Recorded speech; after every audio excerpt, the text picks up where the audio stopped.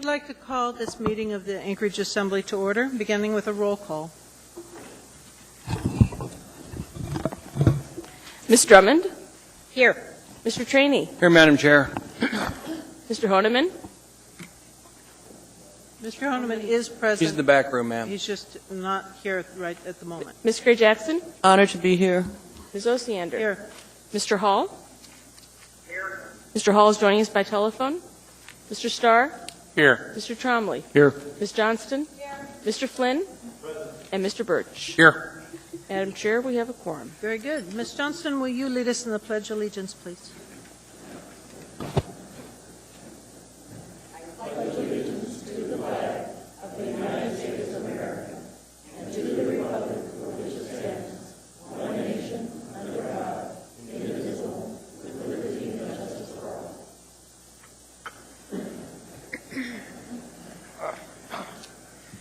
We have the minutes of the regular meeting of January 31st before us.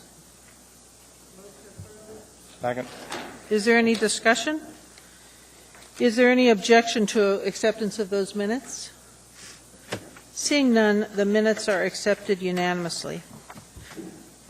Mr. Mayor, do you have a report for us? Yes, thank you, Madam Chair. A couple of things. Last week concluded the final public dialogue regarding our education summit at the Anchorage Senior Center. Had a great turnout, including our newly hired superintendent, and so we'll be spending the next couple of months digesting what the public told us and reconvening in June with the original summit participants. So stay tuned on that. We had a hearing today in front of Senate Finance Committee regarding the governor's Port and Harbors bond, and I thought it went really well. I testified very briefly, and then Steve Rebuffo and Emily Cotter were the key participants, and Municipal Manager Vacalis also was asked a couple of questions, but we thought it went really well. We also have another hearing this Thursday with House Finance, chaired by Representative Stoltz, so we'll look forward to that opportunity as well. And so far, it seems like there's pretty good consensus for the bond package. Finally, we started issuing a snowplow report. We issue it on a daily basis so that residents can see just what the game plan is for snow plowing that day. And we're doing it for a couple of reasons. Number one is it's great to inform the public, but also there is misinformation out there regarding snow plowing this year. As you're aware, Madam Chair, we're over double the normal average snowfall. And if you look at our snow dumps, you can see that we've moved an awful lot of snow, but there's been the suggestion that we're not putting the resources available to it, and just want to assure the public that every available piece of equipment, every available person, and the amount of money necessary has been committed to snow plowing. This year alone, to this date, we've already spent $3.5 million more than last year to this date. $3.5 million more than last year. Significant increase in spending for snow plowing. We never cut back on snow plowing. And it's been reported from several community councils that folks are not quite conveying that information. So it's important that everybody have the right info so you can inform the public of the correct data. Thank you, Madam Chair. Thank you. I have recently been approached on 2 occasions to ask for Assembly representatives to various activities. And I'd like to announce that I appointed Mr. Trainee to be on the LUSAC Master Planning Group, and he's graciously consented to do that. Thank you, Dick. And I've appointed Ms. Drummond to work with the Ombudsman on talking about long-range goals and how to make the office work better. So thank you both for doing that. There are a couple of items on the agenda that I'd like to give you a heads up on. First one, F10, I keep calling it the Long Range Transportation Plan. Excuse me, Mr. Flynn. The administration would like to hold the hearing on that a little later on, and they have suggested a hearing date, let me see, I had it written down right here, of 4/10. And so I'm hoping that somebody would pull that so we can readjust the hearing date. And then I had submitted some amendments to the administration on 11E, and they've responded with an S version, which there is not quite yet complete. So they've also asked to have one more meeting date for 11E. That's that Title 21 issue. So those are the only two that I'm aware of. So with that, we can start with committee reports. Madam Chair, Mr. Honeman? just a clarification on a recent email received from Ms. Johnson about old business, or 13, I believe item 11A. Is that also being postponed or pulled? She was going to discuss that during her committee report. I've Okay, already very good. conferred with her on that. Thank you. So I forget which end I started on last time, but I'll look both ways. Ms. Drummond, do you want to start? Thank you, Madam Chair. I don't have a committee report, but because of my membership on the Title 21 committee, which hasn't met in a long time, I took up the AEDC's offer last week and attended the For the Love of Cities workshop. And that was excellent. It was well attended, and we had a lot of fun coming up with ways to show off our community. And it was full of not the usual suspects. So it was a lot of fun, and I thank the AEDC for the opportunity. Well, as I think we all know, our Title 21 committee is eager to start work, and as soon as planning and zoning gets through, we will be able to. Thank you for that. Mr. Trainee. Nothing, Madam Chair. Mr. Honeman. Yes, Madam Chair, thank you. The Public Safety Committee will meet Wednesday, the 14th of March, and as I understand, we've confirmed the Animal Controls Facilities Conference Room, at which time there'll be some off-leash dog issues, as well as a concern or desire to discuss the potential expansion at the animal control facility, at least in some regard. I've been approached by a couple of folks, and I believe there may be the folks at Rum Runners may want to come back and actually have a presentation with their plans to perhaps revisit the opening of the vault of the program down below Rum Runners on 4th Avenue. So stand by for more information on that. That's noon, Wednesday, the 14th of March, Animal Control Facility over on Elmore. Thank you. Ms. Gray-Jackson. Thank you, Madam Chair. Before I go on, may I ask Mr. Honeman a quick question? Sure. Thank you, Madam Chair. Are we going to discuss, because I'm also a member of the Public Safety Committee, are we going to discuss at some point in time the gentleman who comes to the meeting on the fluoride issue and also the other gentleman who comes to the meeting on the toothbrush issue? Because I'd ask that we just bring both of those topics to the Public Safety Committee meeting. So at some point in time, will we be doing that, just so they know? Yes, the answer is yes, and in an attempt to try to keep our meetings to an hour with all the department reports and such, I guess I can determine to see if we can live one, if not both, maybe perhaps in April. Okay. Thank you, Madam Chair. Also, the Audit Committee did not meet, but the independent auditors had the required entrance conference with all the players, the utility finance manager, the CFO, and on behalf of the Audit Committee, Madam Clerk sat in on our behalf, and everybody was there. The meeting went really well, and I was told that there were some recommended changes that will improve efficiency of the audit. Thank you, Madam Chair. Mr. Hall, do you have a report?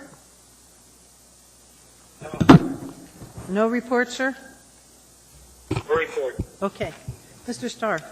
No report. Mr. Trombley? No report. Ms. Johnston? Yes, the Enterprise Committee will have a meeting on Tuesday, March 6th, 11:30 at room 155. We'll be discussing item 11A, and we'll also be discussing the solid waste services budget. And I also enjoyed the AEDC forum. I thought it was well attended and run.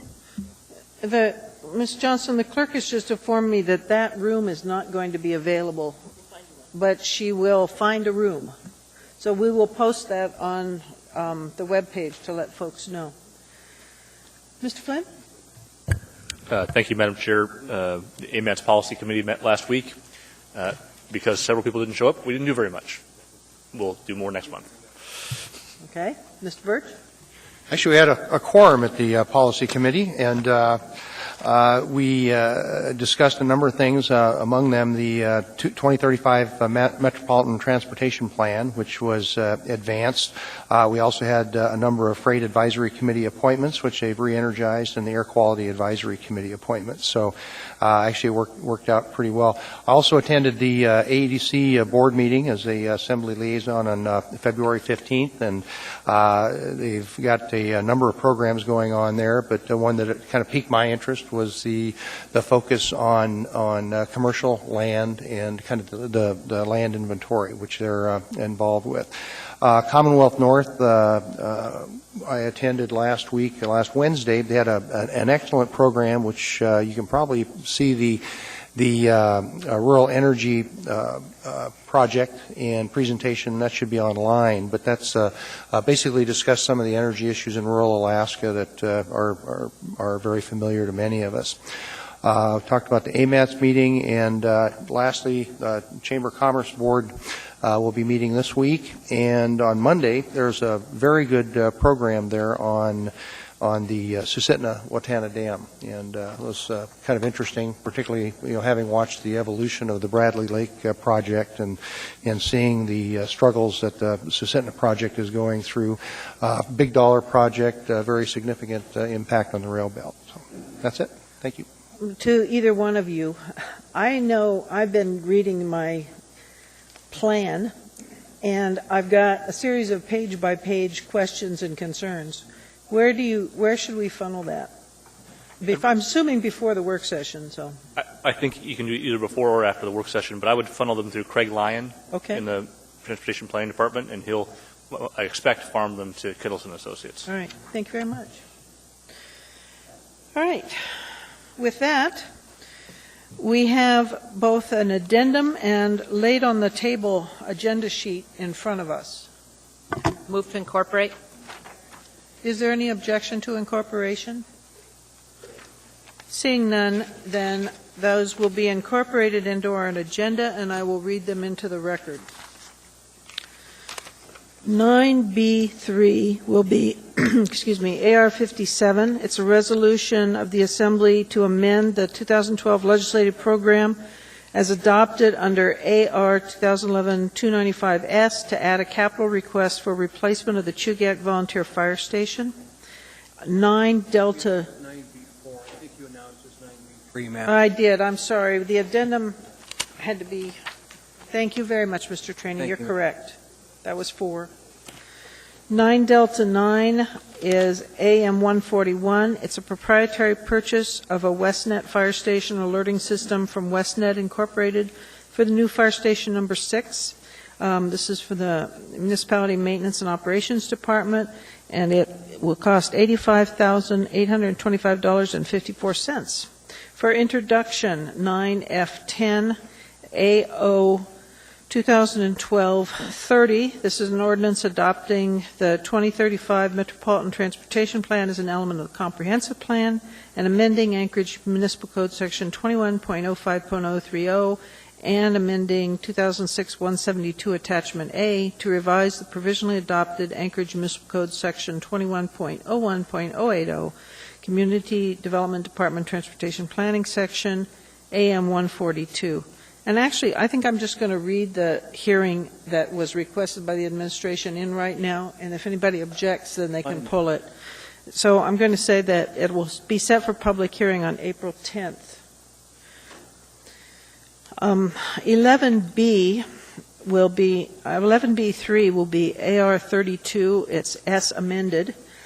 This is a resolution confirming and levying assessments for sanitary sewer lateral special improvements within the Turnagain Heights Sanitary Sewer Lateral Improvement District 1415, setting the date for payment and providing for penalties and interest in the event of delinquency.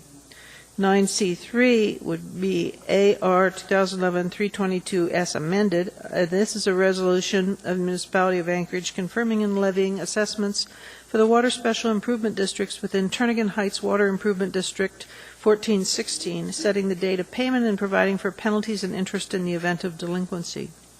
9D3 is AR 2011-323 as amended. It's a resolution confirming and levying special assessments for Special Assessment District 1P03, which constructed street improvements to Marston Drive and Forker Drive, and setting the date for assessment installment payments, interest on unpaid assessment, and providing for penalties and interest in the event of delinquency. Then the laid on the table on the consent agenda would be 9F10 for introduction, F10B, there's an AO 2012-30S. It's an ordinance adopting the 2035 Metropolitan Transportation Plan as an element of the comprehensive plan, and amending Anchorage Municipal Code Section 21.25.030 and amending AO 2006-172 to revise the provisionally adopted Anchorage Municipal Code Section 21.01.080. This is set. Do you want to set that the same? April 10, please. April 10th, then. And then F11 is AO 2012-31. It's an ordinance amending Anchorage Municipal Code Section 4.40.030 and 23.10.103.4 to provide for a 3-member building board hearing panels, refundable filing deposits, discretionary de novo review of hearing panel decisions by the Board of Building Regulation Examiners and Appeals, and to expand the authority and jurisdiction of the building board to allow the building board to grant modification from strict application of the building code. And this is set for public hearing on the 13th, March 13th. Then for continued public hearings on 13A2, there's an S version of 2011-340, which is a resolution appropriating $2,036,635 of revenue from the Bureau of Ocean Energy Management, Regulation, and Enforcement to the area-wide CIP fund in the Public Works Department, Project Management and Engineering Division for the Chester Creek at Muldoon Road Realignment and Channel Restoration Project, PM&E number 07-51. So, with that, the amended consent agenda is before us. Move to approve. Second. All right, let's see what people want to talk about. Mr. Birch. No items to pull. Ms. Foote? Ms. Johnston? She's not loudspeaker Sorry. here. Item 9B3. 9 Bravo 3. All right, anything else? No, thank you. Mr. Trombley? No items. Mr. Starr? No items. Mr. Hall? Mr. Hall, would you like to pull anything from the consent agenda? Do we still have him on? No, I do not. Okay, thank you. Ms. Gray Jackson? No, thank you, Madam Chair. Mr. Honeman? No, thank you. Mr. Trainee? Nothing, ma'am. Ms. Drummond? Nothing. My goodness, only one item. The administration, anything you'd like to pull? All right. Madam Chair, Mr. Conley.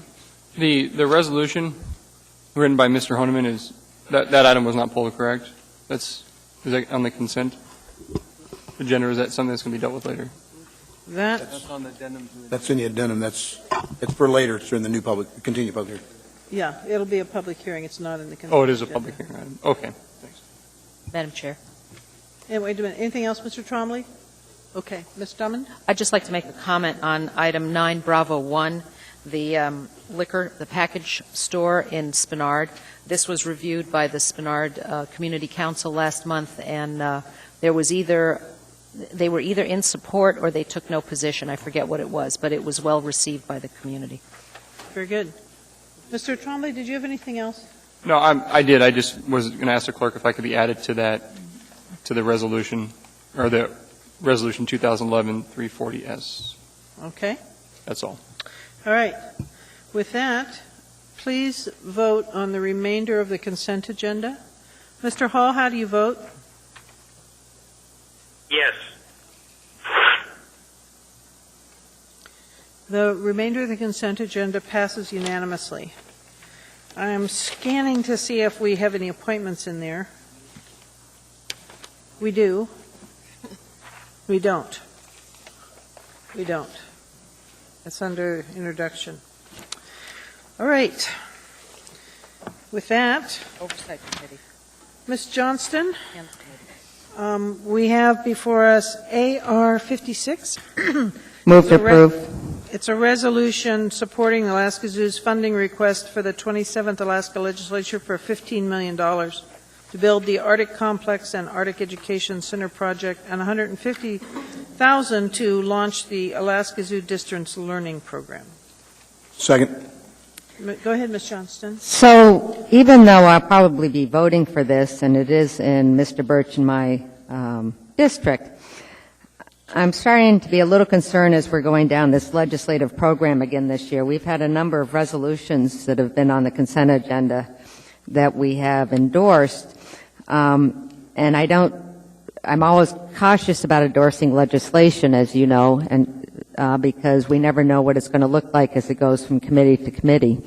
And then as far as these capital grants, each of us have a number of nonprofits that are trying to get some capital grants from the legislature. I just sent one to Mr. Flynn this last week in his district.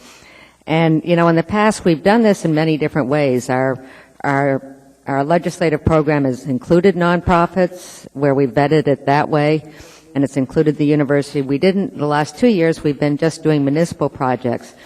And I'm not sure if any of us really support one capital project or one nonprofit over another, but we're not really vetting it, I think, in a very thorough way. And I'm not sure what we can do with this legislative session, but I just wanted to bring this up that we might be running down some bunny rabbit holes here. Thank you. Madam Chair. Mr. Trainee? Most years, what I get is a call from Eileen Floyd from the zoo asking us if we'd add this into our approved list, and then she does the work down in Juneau. All we do is give her support by approving, as we do every year. She does the legwork down in Juneau, because this is a regional park, man. The zoo is an excellent regional park for Alaska. So all we do is we pass this, she does the legwork in Juneau. Mr. Flynn? Yeah, I think both are very good points. What I think I'm hearing, though, is maybe for things of this nature, we want to do a standalone resolution, and for the actual capital projects list, keep that to municipal projects. It's not a big deal. It's just something we should think about as we prepare our list for next year. That would be fine. Next year I'll bring it up. I do it most years. I'll do it next year and get it in the right area. Mr. Trainee, I had a quick conversation What, with ma'am? Ms. Floyd prior to the meeting, and she said there was some amendment. That's the reason we've got this one. It's got the changes in it. Oh, okay. Very good. All right. Thank you. And I am going to bring another capital request next meeting, so I just... All right. Seeing no further discussion, please vote. Mr. Hall, how do you vote? Yes. That passes unanimously. All right. That concludes the consent agenda. So we are now at item 11A. This is AM 80. It's a sole source purchase of the professional services from William Sheffield for $60,000. Ms. Johnston? Move to postpone until our April 18th meeting. Second. Sorry, April 10th. I can't see the calendar from here. Is there any discussion? Is there any objection? Mr. Just one Hey, question. I'm sorry. I apologize. Could I withdraw that motion? I did mean March 18th. That's what, 13th. I can't, seriously, my glasses March are not 13th. showing. Okay. Mark?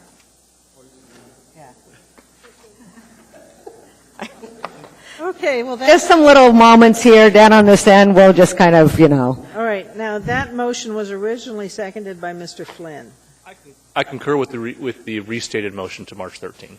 March 13th. All right, Mr. Starr, you want to speak to that? Is there any activity on a new port director?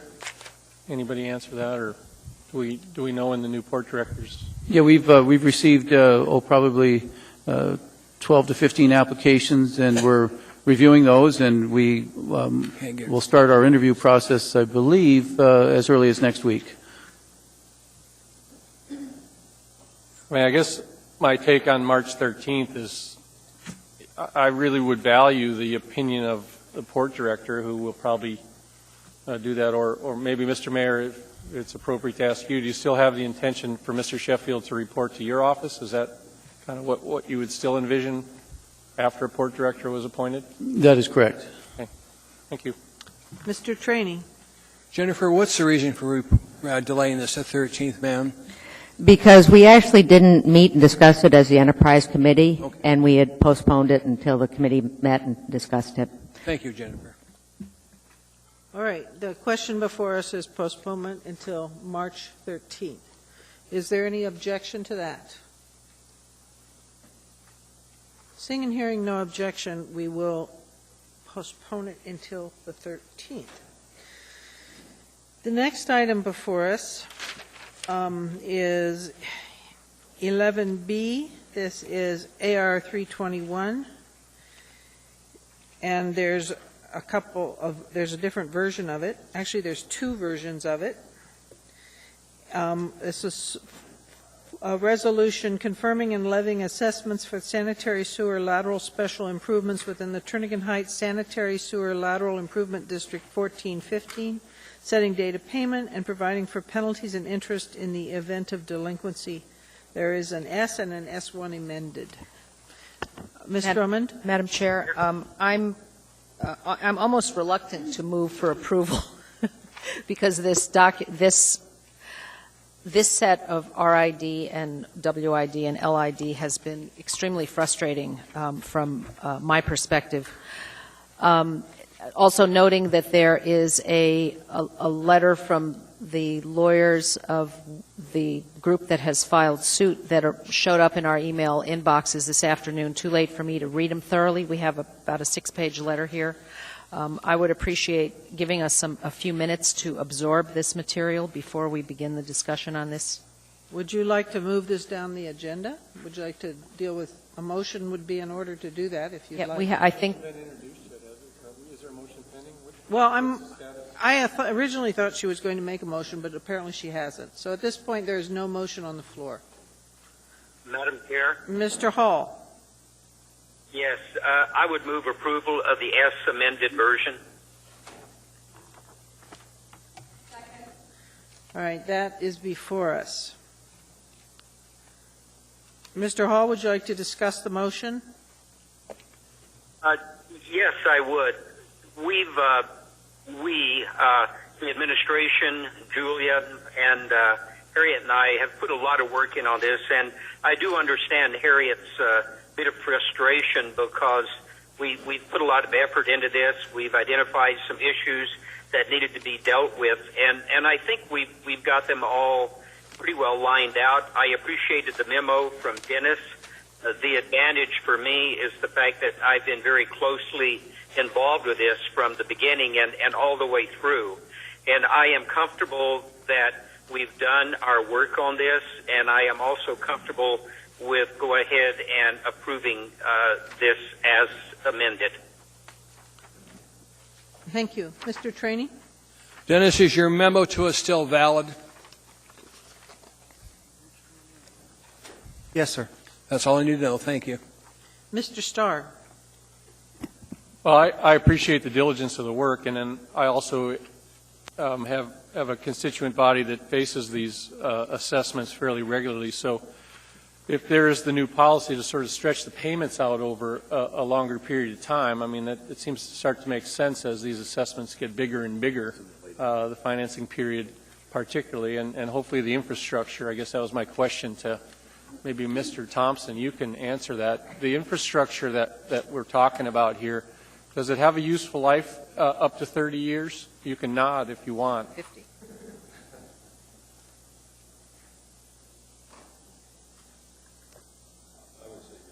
Okay, thank you.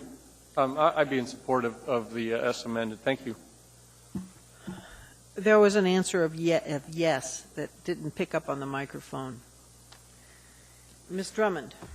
Yes, thank you, Madam Chair. Yeah, I'd like to point out the stretching out of the payments makes all of this a little bit vague, but I think that helps considerably on the sewer and the water part of these. Even though I know we're addressing just the sewer at this time, this will apply to both the sewer and the water. It shocked me how small the amounts were at which you went to a 20-year payout schedule when some of these are in excess of $100,000 just for water and sewer. This is a shockingly expensive assessment district, and I'm just sorry that it came to roost on my watch. All right. Seeing no one else in queue, the version before you is the 321 as amended. Please vote. Mr. Hall? Yes. That passes unanimously. The next item before us is 13C. This is AR 322. It's a resolution confirming and levying assessments for the water special improvements within the Turnagain Heights Water Improvement District 1416, setting date of payment and providing for penalties and interest in the event of delinquency. It's accompanied by AM 665. It's accompanied by an S version and an S amended version. Madam Chair? My ears, I believe, Madam Chair, heard 13C. I'm not sure. Okay. Pardon me, did I 11C? misspeak? 11C? I'm sorry, I didn't know I did that. Thank you. Madam Chair? Okay, hold on a minute. We're confirming that everybody knows which one we're talking about at the moment. 11C. All right. Now, Ms. Drummond, you punched in first. Yes, move to approve. All right. Move to approve the S version, S amended. All right. The S amended version, and thank you. Seconded by Mr. Trainee. Is there discussion? Same comments as before. All right. Seeing no further discussion, please vote. And this is on the S amended version. Mr. Hall? Yes. And that passes unanimously. All right. We're now at 11D, AR 323. This is a resolution confirming and levying special assessments for Special Assessment District 1P03, which constructed street improvements to Marston Drive and Forker Drive, and setting the date of assessment installment payments, interest on unpaid assessments, providing for penalties and interest in the event of delinquency. It's accompanied by AM 688. It's accompanied by an S version and an S amended version. This is, hold on a second. Move to approve the S amended version. Okay. Ms. Drummond, since you're moved the motion, do you want to speak to it? I'll hold off for a minute. All right. Mr. Honeman? Yeah, I just was reading with interest on speaking of interest, the assessment share for the Lynn Park site at 11.13. Is that due to just the large size of that parcel? And is there ever going to be an opportunity or a time where the municipality would have to pay in this assessment?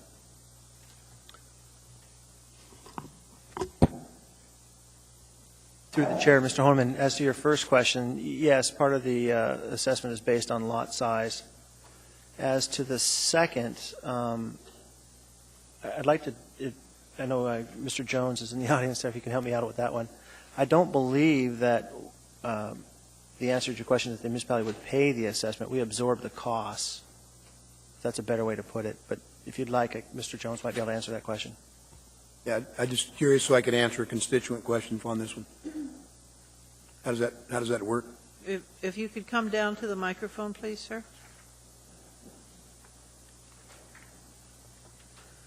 Thank you.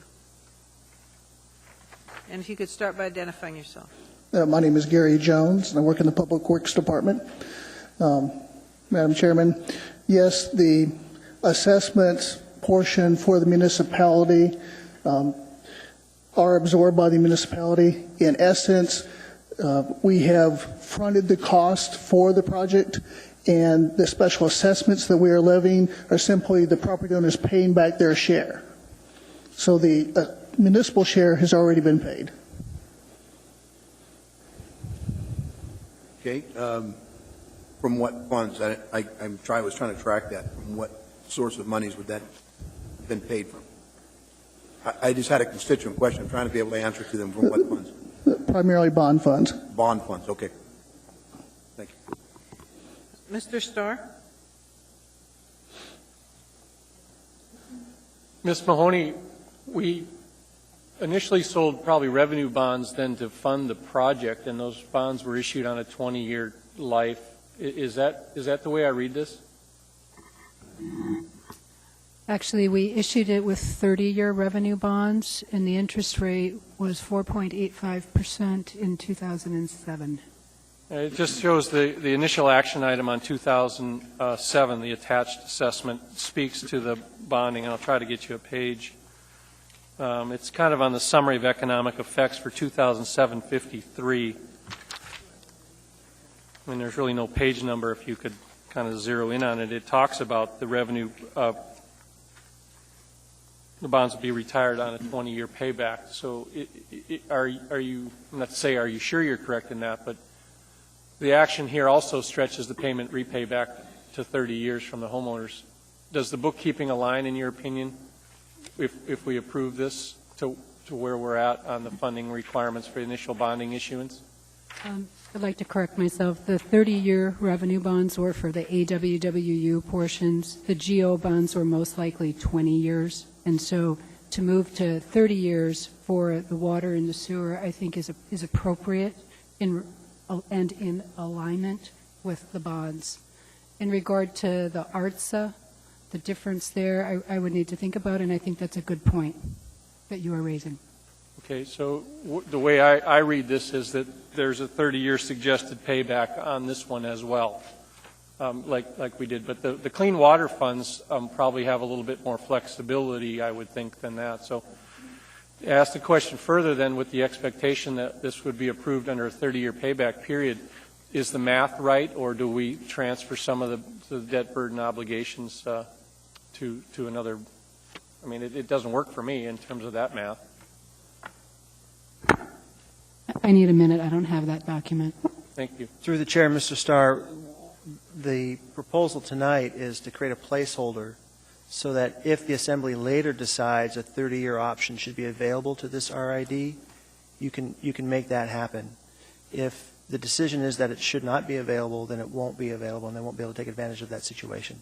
One of the issues we have, of course, is, as you've mentioned, the interest on the water and sewer side is whether or not the RCA would approve such a plan to extend the... Yeah, those are past items. I mean, we've already approved those, so I guess I just was unclear when it specifies what you just tried to summarize on Section 4, line 37, where it talks about one or more installment options providing for a payment period of up to 30 years. I don't read the flexibility there as you specified it that we have, unless I'm missing it.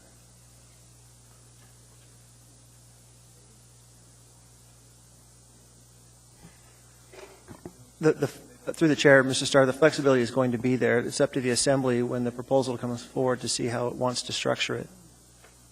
It provides up to 30, but you may decide that you don't want to go there for this particular project. Madam Chair, on this issue? Thank you. Go ahead, Ms. Drummond. This is a note on page 2, line 6 and 7. The first installment payment shall be due by July 31st, 2013. So I think this is giving the administration the flexibility that it needs in order to figure out whether the 30-year payment schedule works or not. That's what I meant earlier about the dates and the flexibility and vagueness in some cases. And I do have another comment. We'll continue. You've got the floor. Thank you, Madam Chair. Mr. Wheeler, are there any last-minute machinations we should be aware of on this one? This is the one. This is the one that I'm concerned about approving. Through the chair, about a week ago, the QUIS, through their counsel, had engaged in some conversation with me. I had made a suggestion based on conversations with Mr. Hall and made in effect, I told the QUIS that I would recommend a certain change in their assessment if they were willing to agree to the deed and plat restrictions similar to the Grummins. They declined that offer until moments ago. There's been an email saying they might take that offer, but I'm not recommending it at this point anymore. It's too difficult to work through those issues at the last moment like this. But nevertheless, the suggestion was based on the premise that there was a dispute as to what happened to their pending replat. As you might recall, they had filed a preliminary plat request to changed their configuration from 4 lots to 2 to reduce their assessments. That plat expired in December of 2008. The Quists have asserted that the responsibility for that fell to MOA staff. MOA staff take a contrary view. When I looked at it, acknowledging that this dispute was there, I had made that recommendation that maybe we could change this, but recognizing that any change we make would cause that amount that the Quist didn't pay to fall on ARTSA taxpayers. And at this point, I'm no longer recommending that option. But again, the Assembly can make any adjustments it wants to correct errors or resolve inequities. Anything else, Ms. Drummond? Thank you, Mr. Wheeler. Madam Chair, is it possible for us to wait until later in the meeting to decide on this particular one? You can certainly make a motion to continue or postpone. I'd like to continue to have this conversation. I'd like to give the option to the parties to settle before we approve this, because it looks to me like it's going to get approved. And I'd just like to comment as a follow-on to Mr. Hahnemann's question earlier. The Quists actually had road access to their lots. If you look at the map on, I don't know what page this is on, this is not in the book, they're right next to Lynn Airy Park. They actually had road access, and they're going to be assessed well over $150,000 for something that doesn't even benefit them.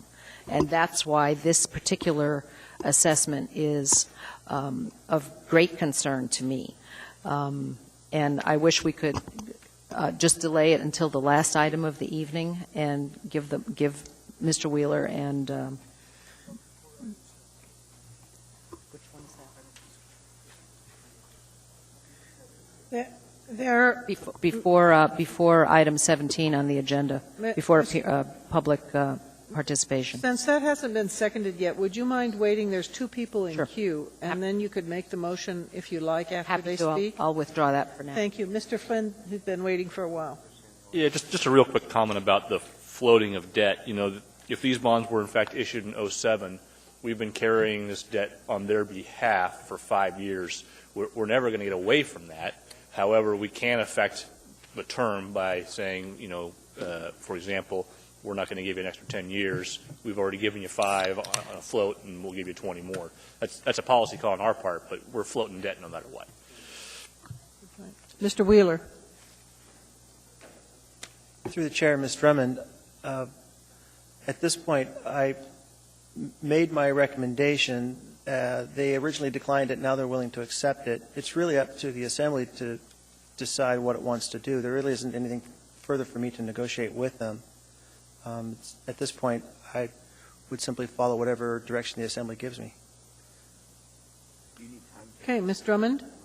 Thank you, Madam Chair. Mr. Wheeler, if I don't amend this, for example, to bring it to $74,000 total instead of $166,000 or so for the Quist and Zasada properties,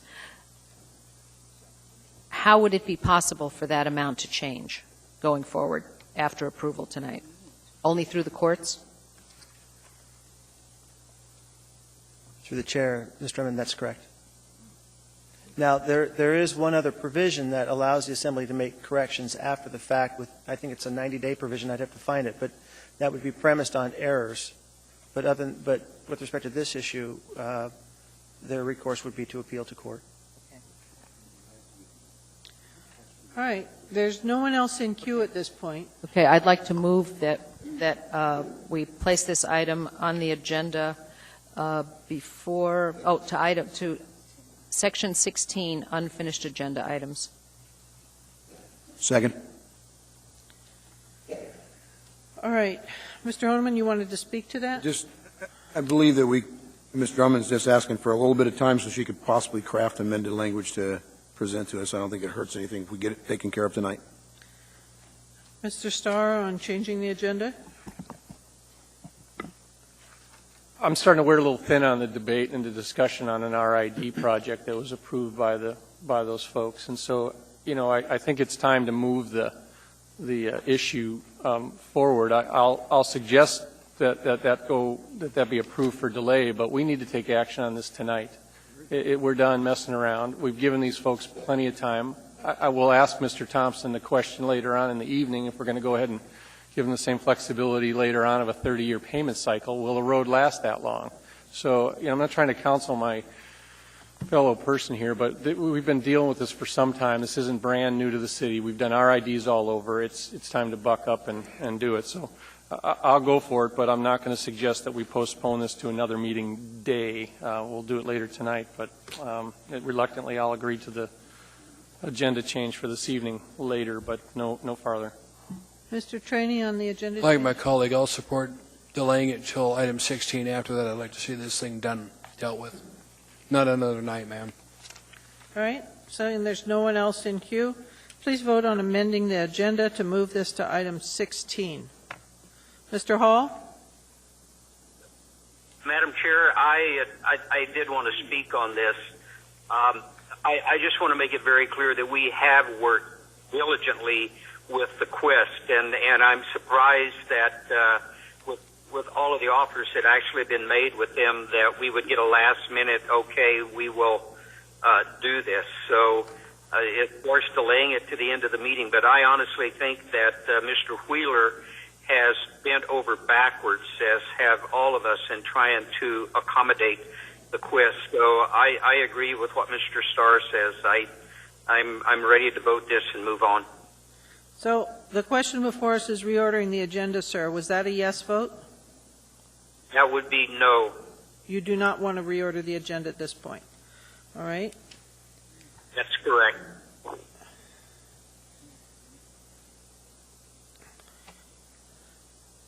At this point, that passes by a vote of 9-2.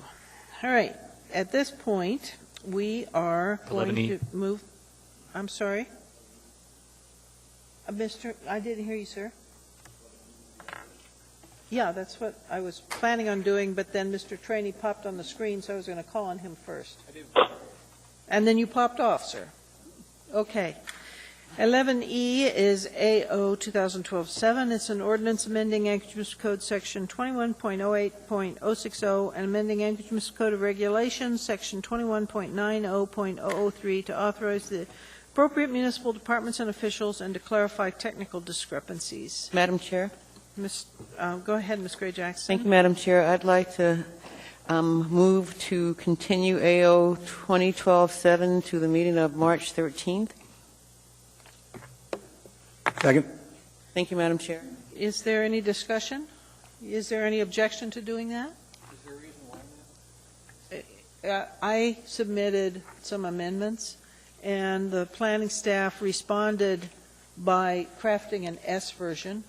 The S version, I had some further questions, and I was asked by Mr. Weaver yesterday if it would be okay to just go one more meeting on this. Thank you. All right? So if you have issues with this ordinance, I'd suggest you get them to Mr. Weaver for possible incorporation into a different version. Madam Chair, are you saying there's an S version out there already? There is a draft, but there is not really an S version yet. No, sir.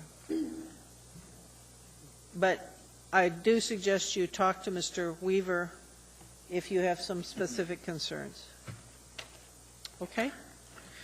All right. With that, let's see. We cannot start our next item until 6. So let's go into recess for 10 minutes.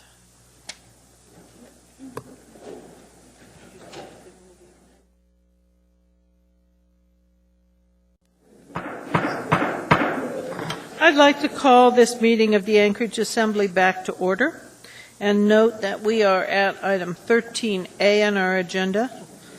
This is AR 340. It's a resolution of the municipality appropriating $2,036,635 of revenue from the Bureau of Ocean Energy Management, Regulation and Enforcement to the area-wide General CIP Fund 401 in the Public Works Department, Project Management and Engineering for the Chester Creek at Muldoon Road Realignment and Channel Restoration Project, PME number 07-51. This is accompanied by AM 725. Basically, a little history on this. The Assembly, upon request of two of its members, decided to reopen the public hearing. I also want to clarify that the item before us tonight is strictly on accepting the grant for rechannelization of the project. We are not talking about acquiring a property, further property for parks. We are not talking about selling property.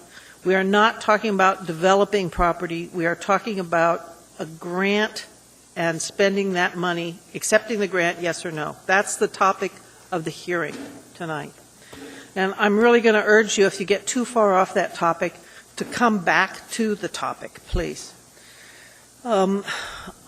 When you come up to testify, you'll need to state your name and spell your name for the record.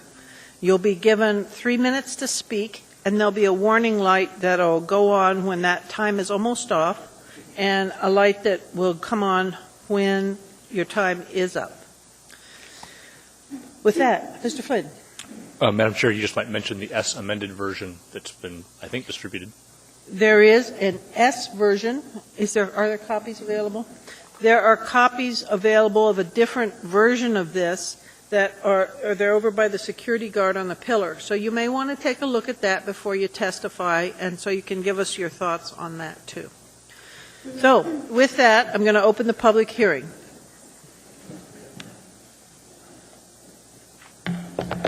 I have an easel with some charts. Okay.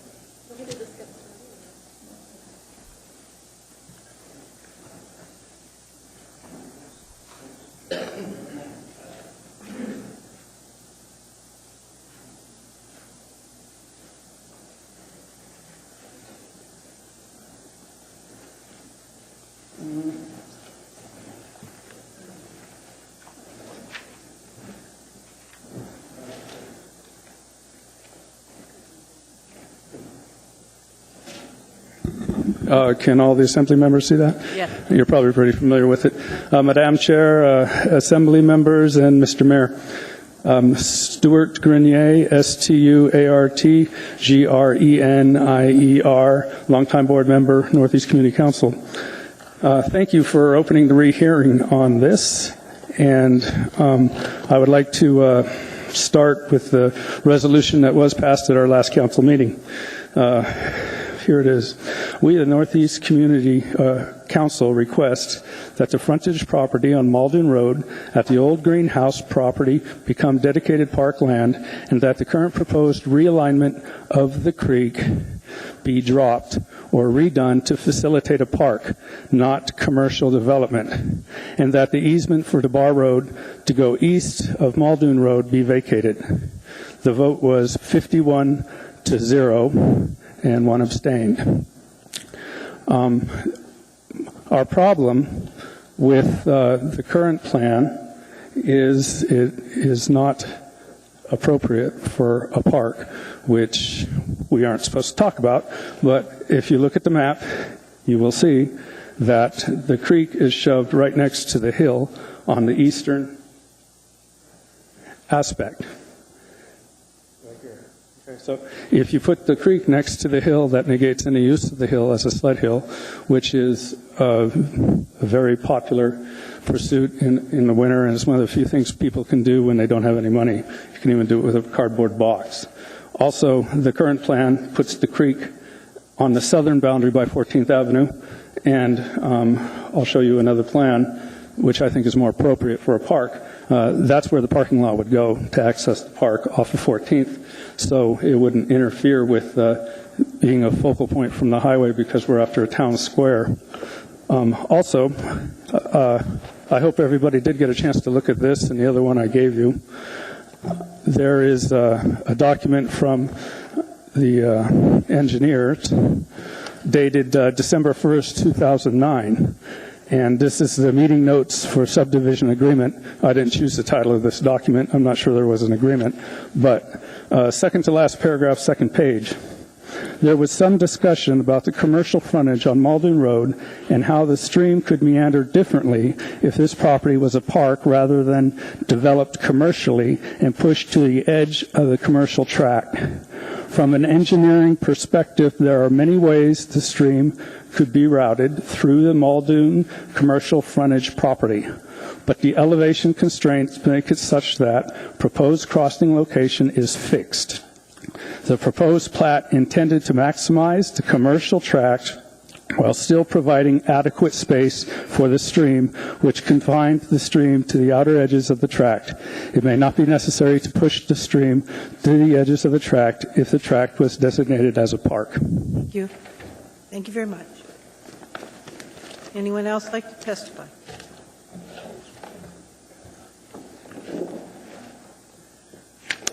David Ulmer, also with the Northeast Community Council.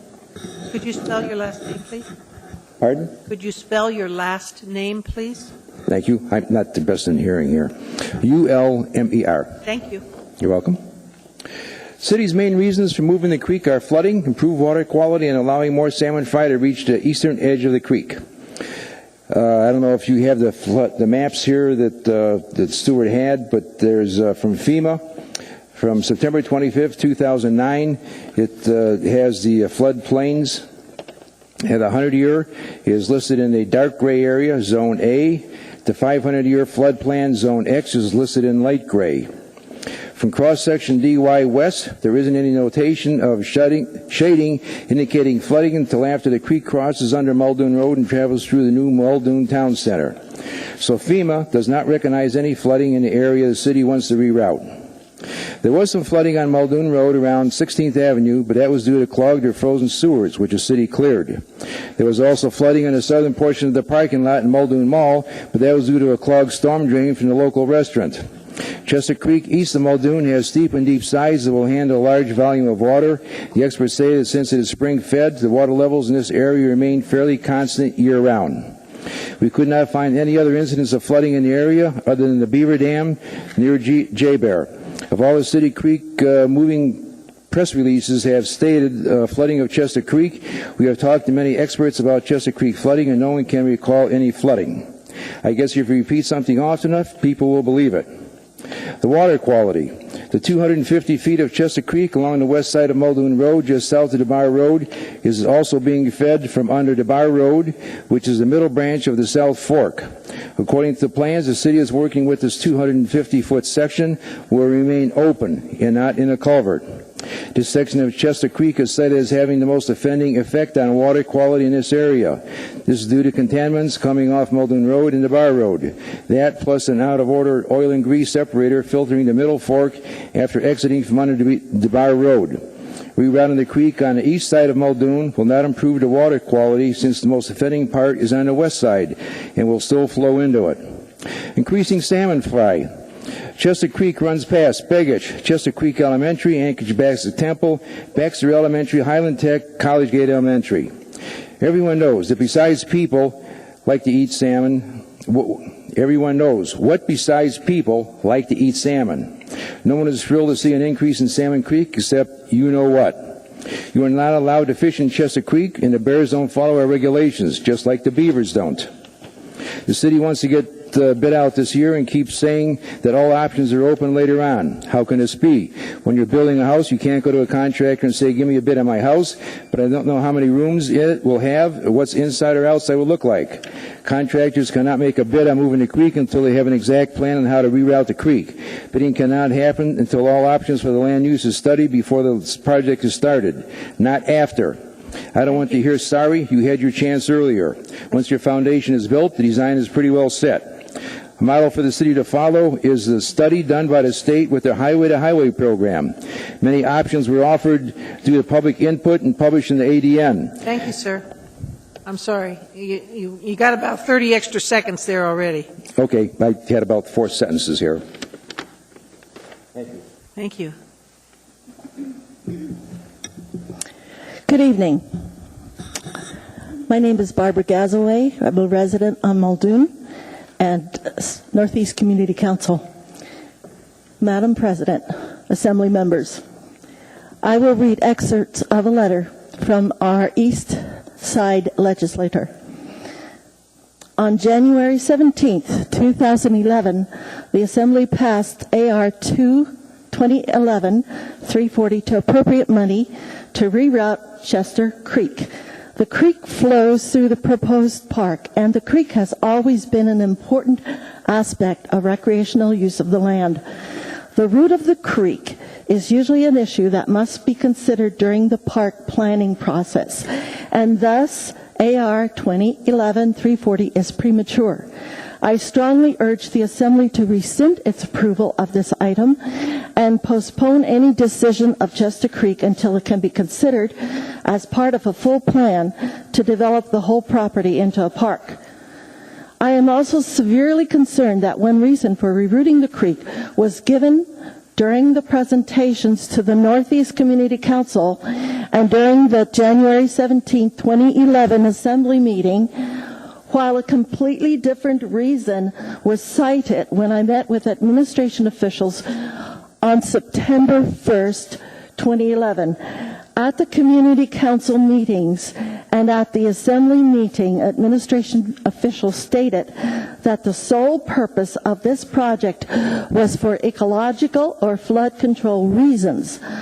But in the September 1st meeting, a high-level administrative official stated that the reason for moving the creek was to allow the municipality to sell the western parcels for commercial development.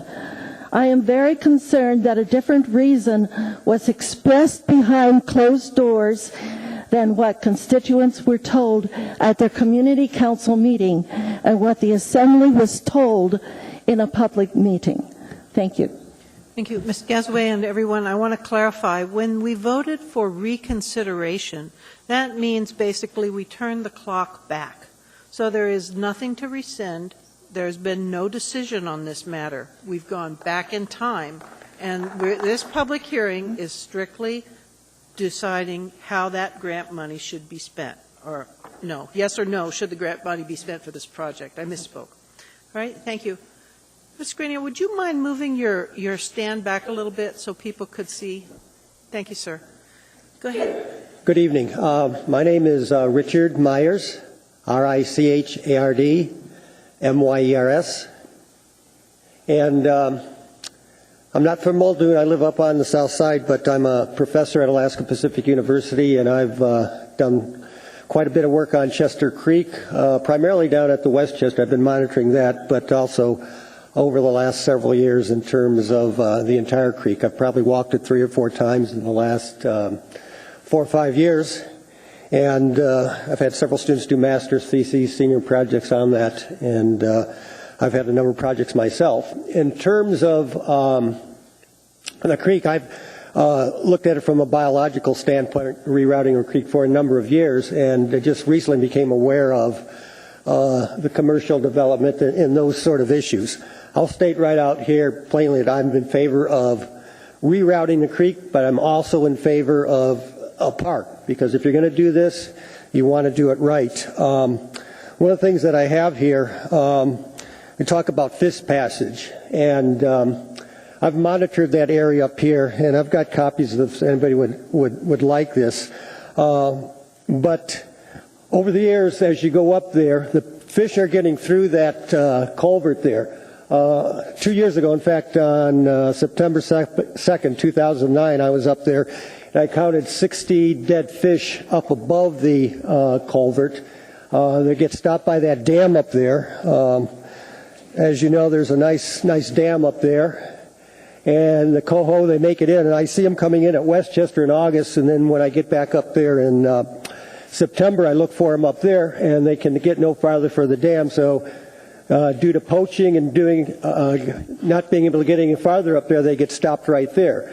So any rerouting of the creek, in my view, needs to also include getting rid of that dam, or at least getting passage through there so they can get up into Fort Rich, that prime spawning ground.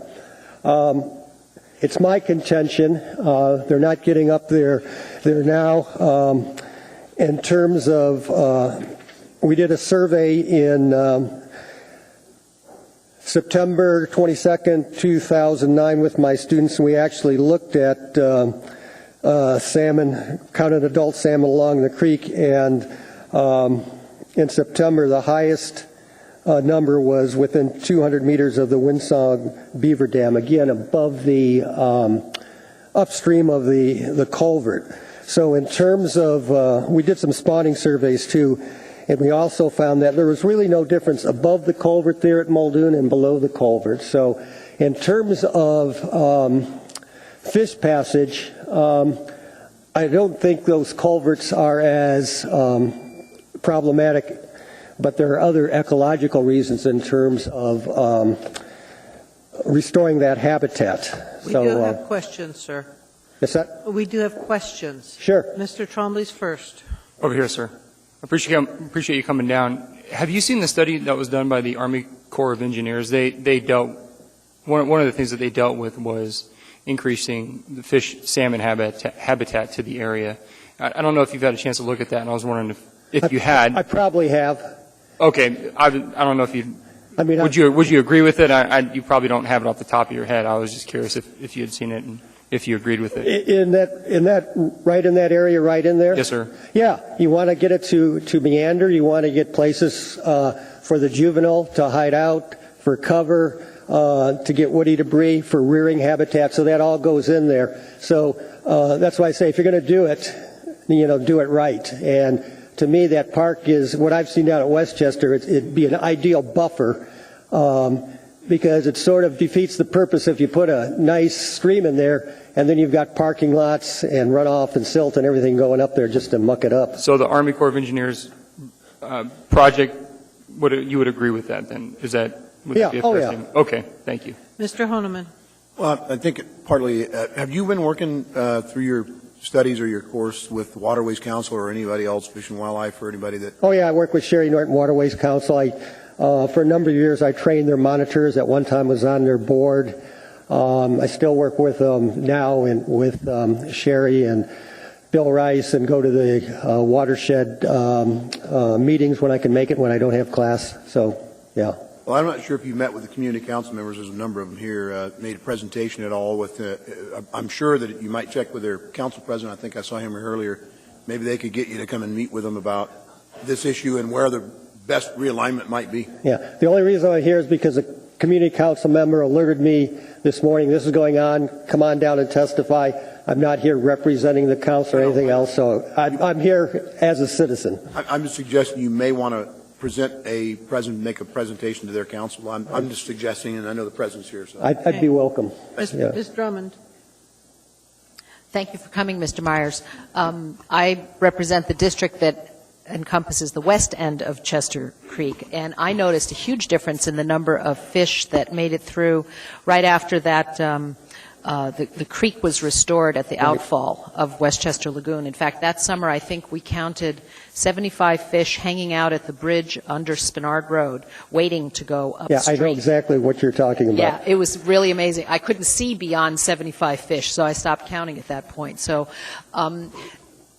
in other words, that counts. In your opinion, does that did that rehab of the creek at the Westchester Lagoon make a difference in the number of fish that got all the way up to East Anchorage? Well, I know it made a difference in terms of how many got up there. How can I say this? The question's still out there because of the life cycle of the habitat. We counted 500. 497 came in 2008. The next year, approximately 1,700. Next year we didn't get funding. Last year we got 7. It was amazing. Between 2009, 2011, the exact same study, they were within about 50 fish of each other. The problem is once they come in, they're going to have to lay their eggs. They're going to have to remain in the creek for 18 months, go out to the sea, and then come back in. So the big year is 2013 because in 2013, the fish should return. And that's sort of going to be a gauge of, we've opened the door. We opened the door in 2009.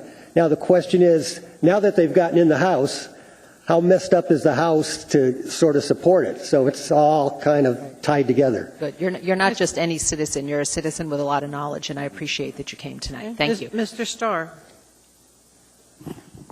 Have you ever seen what the creek looked like, you know, sort of the land before time, before development and some of that? Have you ever done some historical tracking, or can you tell just by the topography what the creek used to do? Well, I've looked at old photos from AeroMap, and I've lived in Anchorage about 40 years, so, and I've been at APU for 32 years and run that trail enough times, and I've walked it, but I can tell because there are actually little sections that are really beautiful. Actually, between that 20th Avenue where the church is on the Seward Highway there, and if you start walking up that way, you can actually get over between there and before Lake Otis over to the university. Starts to meander. You got overgrown. Specific to this area? No, not this area. Because it's, you know, no, not this area. You don't have any historical to know whether somebody's bulldozed the creek out of the way or moved it before? No, I don't. You wouldn't know the answer. Thank you. Ms. Johnston.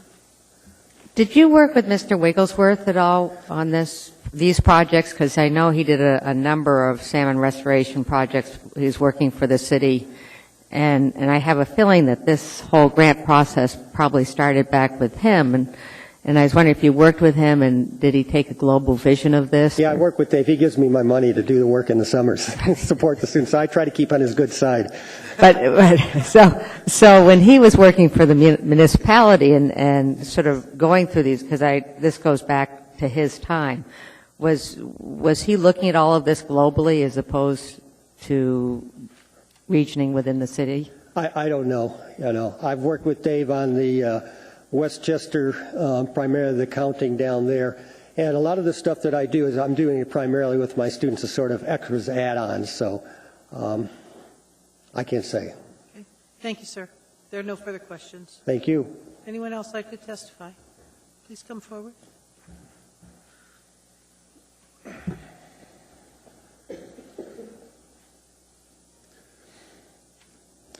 My name is Gregory Nelson, Gregory Nelson. I'm Secretary of the Anchorage Muldoon Lions and newly appointed Chair for the Parks in the Northeast Community Council. As a member of the Muldoon community and a member of Anchorage community for nearly my entire life, I had absolutely no clue that there was a plan to realign the Chester Creek until the moment that I started attending NECC meetings to specifically find out more about that 29 acres of greenbelt east of Muldoon that extends all the way back to the base. That would be an ideal setting for a park in this community. It was only then that I discovered that there was a municipal plan to realign the creek through the front parcel and resell it as commercial development for something such as strip malls, and to allow for the further development to push DeBar through to Muldoon Road. Members of the Assembly have looked us in the eye and asserted that the creek realignment has nothing to do with commercial development of this frontage property, and when anyone was asked directly about this, we were rarely met with a straight answer, but the plans are on the table for this to occur.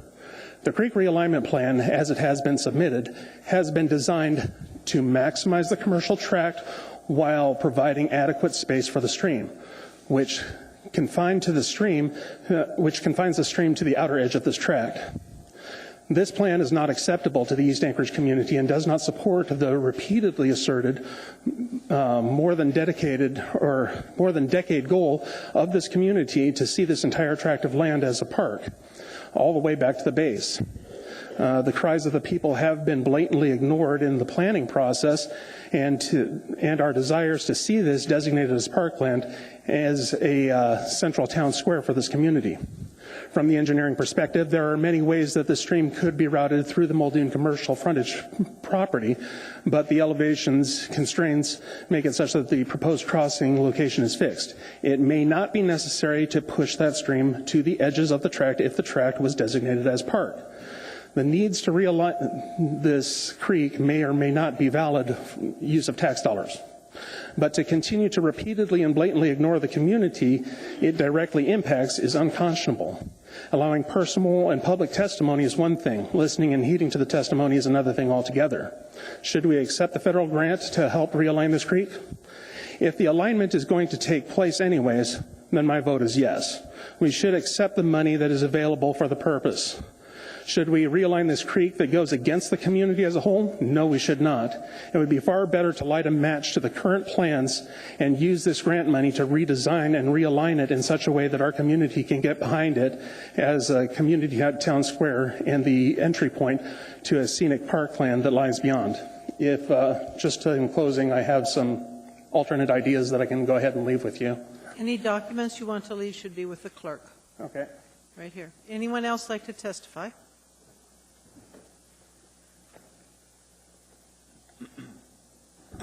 Hello, my name is Estelle Tokash, Estelletokash, and I am an East Anchorage resident, and as long as the Alaska Greenhouse has been gone, everyone in my community has been just waiting with bated breath for a park.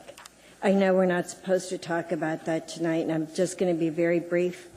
We want a park, and we have strip malls from DeBar to the Glen Highway, so we really don't need any more of those right now. So just want to express the wishes of my community that we want a park. Thank you. Thank you.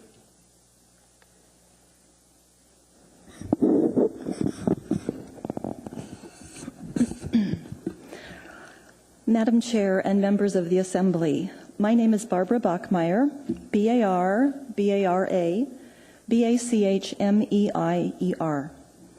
And what you see here in the audience is a fine example of grassroots democracy at its best. We're members of the Northeast Community Council coupled with members of the Scenic Foothills Community Council, and we have a common purpose. And I'd like to just discuss a bit about that. I have taken out a paragraph so as to make my comments more brief. The old greenhouse property at the southeast corner of Muldoon and the DeBar T intersection has long been the intended site of the Muldoon Park. When given the opportunity, our community councils have stood firm in opposing any commercial development there. A new park is particularly important because development plans for the area show that Muldoon is the most densely populated area of our entire municipality. Other plans reveal that it is due to become even more populated. Still other plans show this is the precise location, that at this precise location it's destined for commercial development and a possible extension of DeBar Road east through the current T intersection. Should the western portion of the property be sold for commercial development, it would greatly diminish the recreational value of the property. If the western parcels are not included in the park, there will be no direct access to the park from Muldoon Road. Instead, park visitors would have to wind their ways through neighborhood streets to access the park, and there would be no room for adequate parking. So today, on the topic that we're considering now, the Assembly is considering whether to accept federal money and move Chester Creek. I ask you to vote to accept those federal funds, but with the proviso that we delay any activity, any action, any shovels out there for 1 year. This would allow our communities to request rezoning of the area, to request redesignation of that area as a parkland. And then the property can, after careful consideration and these changes, be included in the East Side District Plan, which I now understand is currently underway. So we do not believe that Chester Creek should be moved at this time. More prudent would be creek movement after a plan for that precise area has been established and the district plan more generally is complete. So I just want to leave you with one thought. Please know that Muldoon is a community. It's not a road. Thank you. Anyone else like to testify?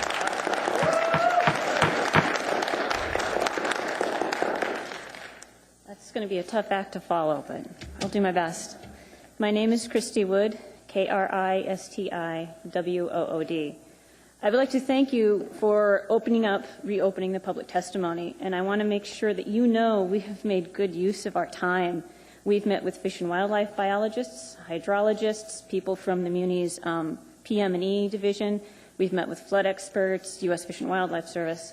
So I'm going to just quickly answer a couple of the questions that came from the Assembly. I believe it was Mr. Starr who asked about the original placement of the creek at that property.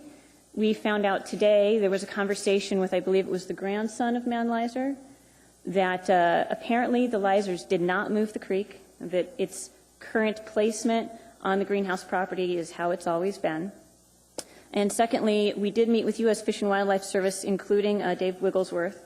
And one of the things they talked through with us is that the proposed design that HDR put together was intended to maximize the commercial potential of the land, but there are alternatives for how we can route the creek through this property that meet all of the project's requirements and yet are compatible with our vision of a park.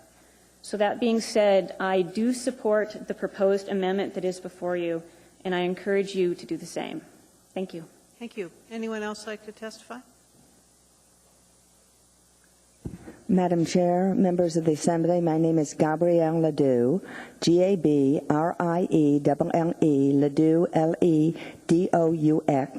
I am on the Board of Directors of the Northeast Community Council, and I'll be very brief here.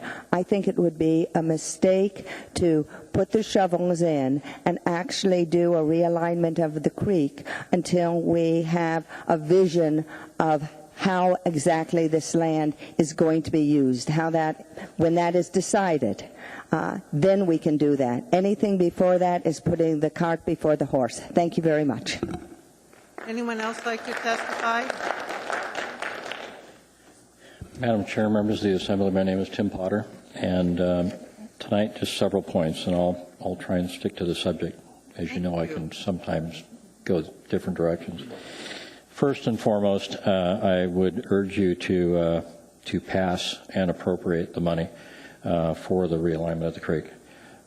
Secondly, I think it's important for you to understand that there's a lot of people here in the audience that have been very active, love their community, and want to see something a little bit different than appears to be happening because of the discussion about maximizing the amount of developable land there to recoup the money that was basically loaned from Municipal Light and Power. It's very suspect that the realignment is a squared-off alignment, maximizing the amount of contiguous properties. So I think that this can be solved pretty easily in listening to the problem, is that if the administration and the Assembly effectively make a commitment that there won't be a sale and that until certain things happen, planning for the property, that if it is going to be sold, that it's not left as straight B3, that there be some modifications if it's not purchased or given for parkland, that there be site plan reviews done and special limitations control the type of uses that can go there, similar to the other side of the street, Creekside Town Center, that I was involved in, and that did realign a significant portion of the creek. I brought with me just your photo and indicated that when you're looking at a stream like this, the critical nature is the amount of fall, the water quality, the water quantity passing through the alignment. And in large part, the study said that, in fact, there's only two key factors, where the realignment starts and where the realignment ends.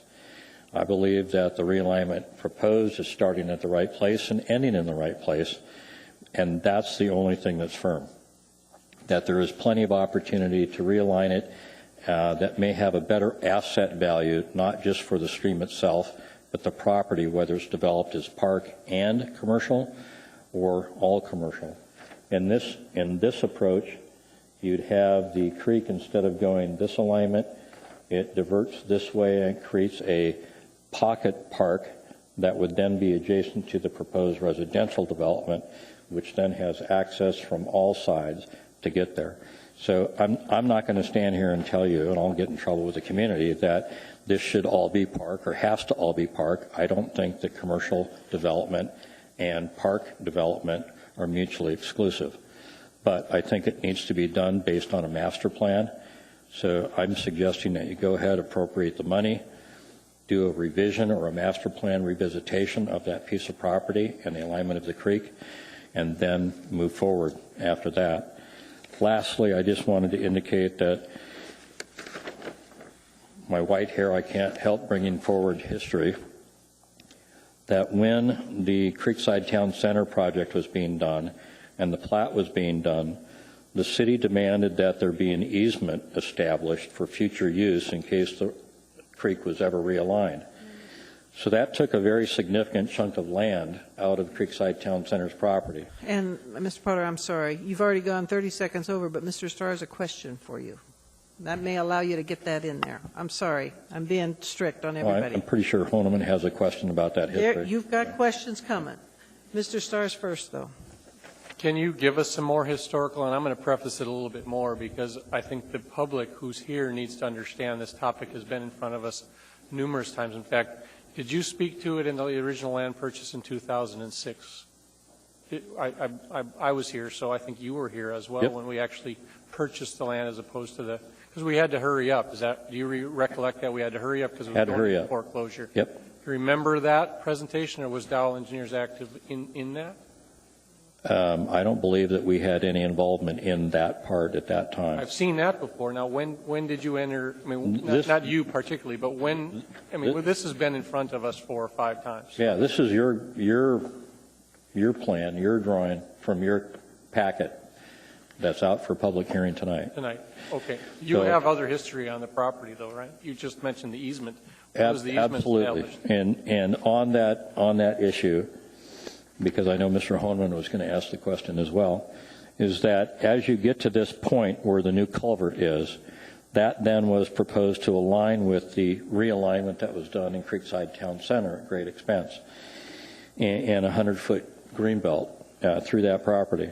So that was always the desired plan, and the city, when this plat was done over here, required that there be an easement placed on the property to cover the potential future realignment of that. Do you remember creek. what year that was, Mr. Potter? Do you remember? That was probably done sometime in around 2002, 2003. Thank you. So I can That's all get I you. had for questions. Mr. Honeman's next. And I think that some of the questions have been answered, but Mr. Potter, is there, you'd mentioned that the realignment for a pocket park or the easement, is that lower section of the line, is that just the property line, or is that for a street access, like in 14th Avenue? This is 14th Avenue. This is the proposed realignment direction that would then make the direct tie over to under Muldoon and into the existing creek. And then this is the edge of what is proposed to be, I guess, an easement or area for the creek in its realigned position. What I was suggesting is that you can get the same length, same hydrologic character for the habitat if you do this type of approach and a variety of others. So what this would do is actually create a piece over here that would be physically separated from any other development on the property. If it's all park, then there's bridges across there, and you can have different types of use areas within the park. If this is commercially developed, then you have a park area on the other side of the creek that is directly adjacent to the residential, and it has access from a variety of locations.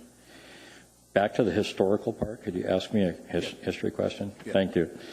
Is that on the west side of Muldoon Road, you see that the current location of the creek and the drainage from Muldoon Road all empty into the northeast corner of Creekside Town Center's property.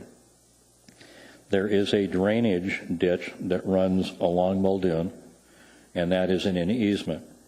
At the time that the issue came up where the city wanted dedication of an easement on the plat for the future potential realignment, it was the understanding and discussion at that time that if that ever occurred, that there'd be the ability to put whatever drainage comes from the north side of DeVar, because this creek drainage would then be realigned down here, that this would be much less water.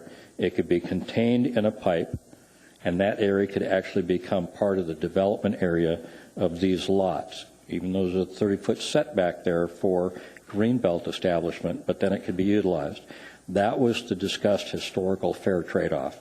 And I don't want everybody in the room that wasn't here then to either not realize that or forget about it. Thank you. Thank you.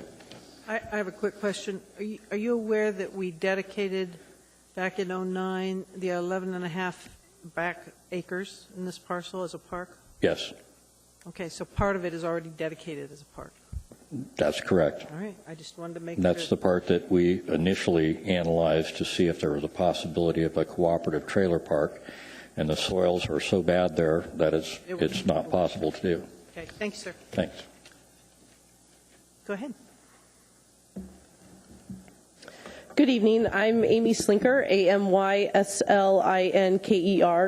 and I represent Muldoon Community Improvements, and I'll refer to that as MCI. We're the property owner across the street, across Muldoon Road, that Tim Potter just spoke about. And our land is where the realigned creek would cross.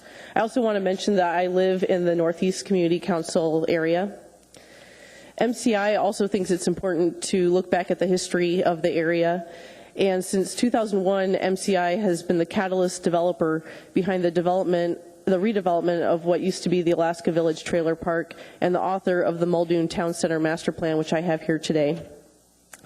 The master plan was approved and recommended by the Planning and Zoning Commission and adopted by ordinance by the Assembly for the Muldoon Town Center. Under the adopted 2020 comprehensive plan, the Muldoon Town Center plan is the only town center out of the 7 proposed town centers adopted by ordinance, and it is the only plan currently being implemented.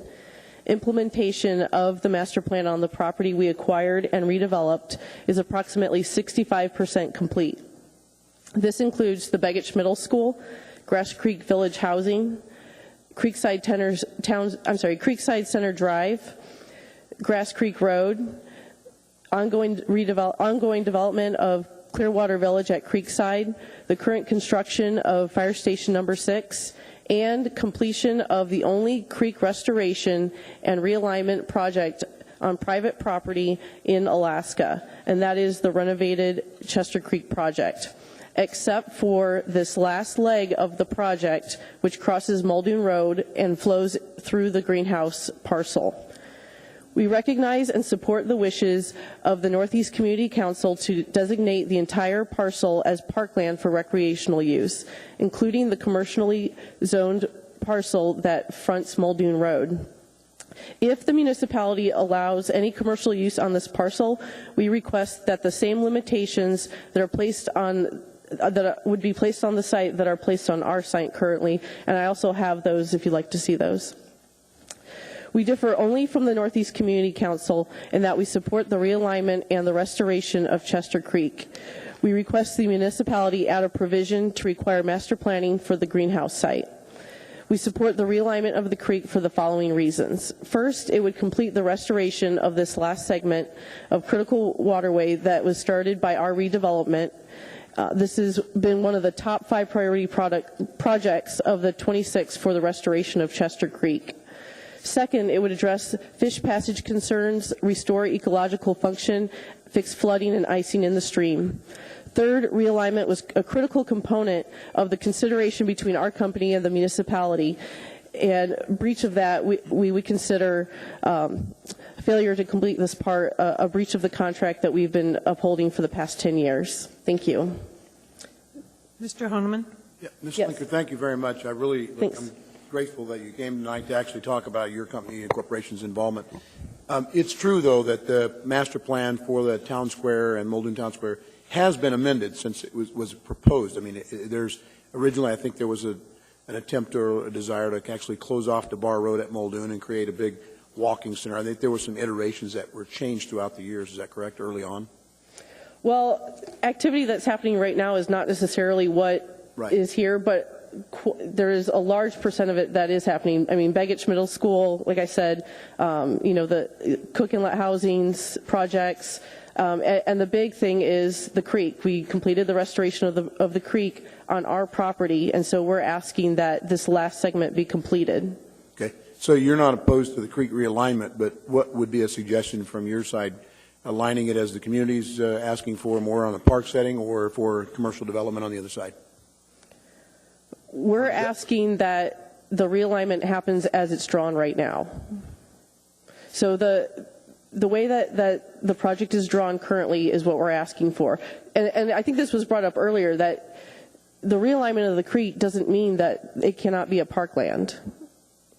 So that's what we're asking for. So the way it's proposed, and I've got a couple of different, you saw the chart possibly, but the way it's proposed, more of a square line and back in, or would it matter if it goes, if the end result is the same, but I think as Mr. Potter said, the end and the beginning are the same, that's where the desire is, but where it falls in the middle is not important, or is it important? It is important because the way that it's drawn right now is the way that it has been envisioned to connect to the creek on our property, and that's important to us because the planning for our site is affected by this. So we want it the way that it has been planned right now. So we don't want any change. We want the money that's being discussed to be allocated for this project and to move forward. But at the same time, we want to convey that we support this parcel being used for parkland. And like we said earlier, I mean, realignment of the creek doesn't affect whether it's a park or not. True. So we want it to move forward the way that it's drawn right now. Thank you. Ms. Drummond, you're next. Thank you, Madam Chair. Thank you very much for coming. I'm just curious if you can tell us in a nutshell what are the limitations on your side that you want attached to the other side? And not that we're trying to do this all tonight, but I just want to get my hands Right. on around this. So again, we prefer that this would be parkland, but if you do decide to use it for business use, there's a long list of prohibited uses. There's design guidelines. Could I suggest maybe you give that to the clerk, and then we can get copies for assembly members? Would that be all right with Ms. Drummond? Sure. Sure, it's a 6-page document. Okay. So you can't do it in a nutshell. Thank you. Thank you very much. Mr. Trombley, you had a question too? Hold on a second. Right here, ma'am. You said breach of contract. What would be the ramifications of that breach of contract? I can't answer that tonight, Okay, thanks. but I can get back to you. All right. Thank you. And this is a clerk right here. Anyone else like to testify? Good evening. My name's Tony Cozzetti, Cozzetti. And I just found this little slip on the door notifying me that this was happening.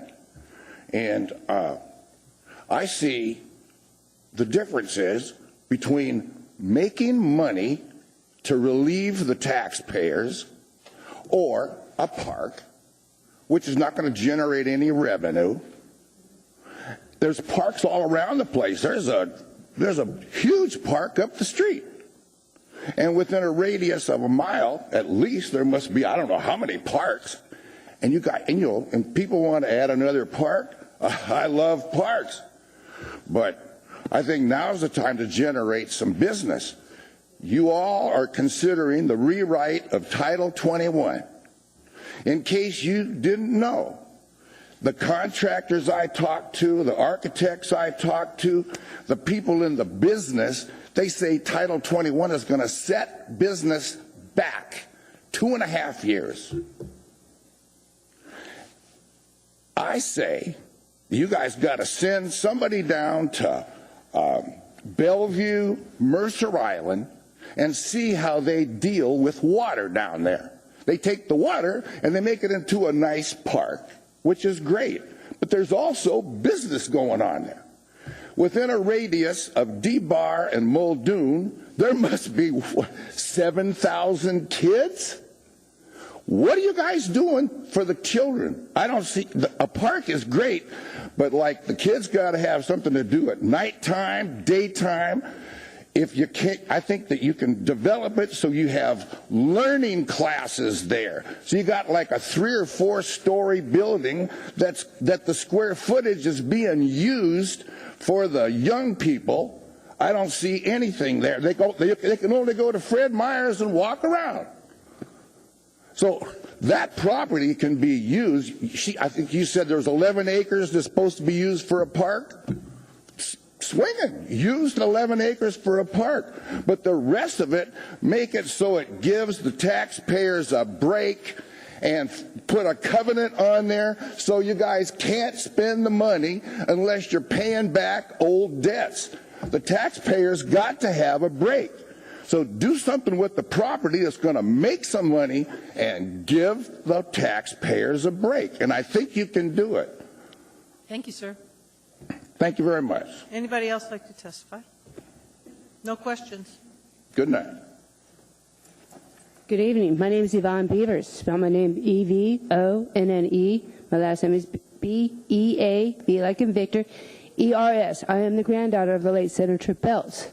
I've lived out in Muldoon since 1964. So it was a dirt road out there, and I've seen good and I've seen bad. But, you know, there's a lot of things that we don't have out in Muldoon that other places do have. So, you know, we are the first place people come from Glen Highway, and we are the last people they see as they leave to go out on the Glen Highway. We can use this property in many ways. One as a park, plus as an educational place for these children that are, one day are going to be sitting right there. And you guys are going to be sitting right there trying to figure out why in the hell you guys didn't do something right when you guys are sitting there. So please, sit there and reorganize yourself here and figure out, we have children that are going to be sitting here trying to debate what we're going to do with our taxpayer money. Well, I was Manlizer. I got married in Manlizer's greenhouse.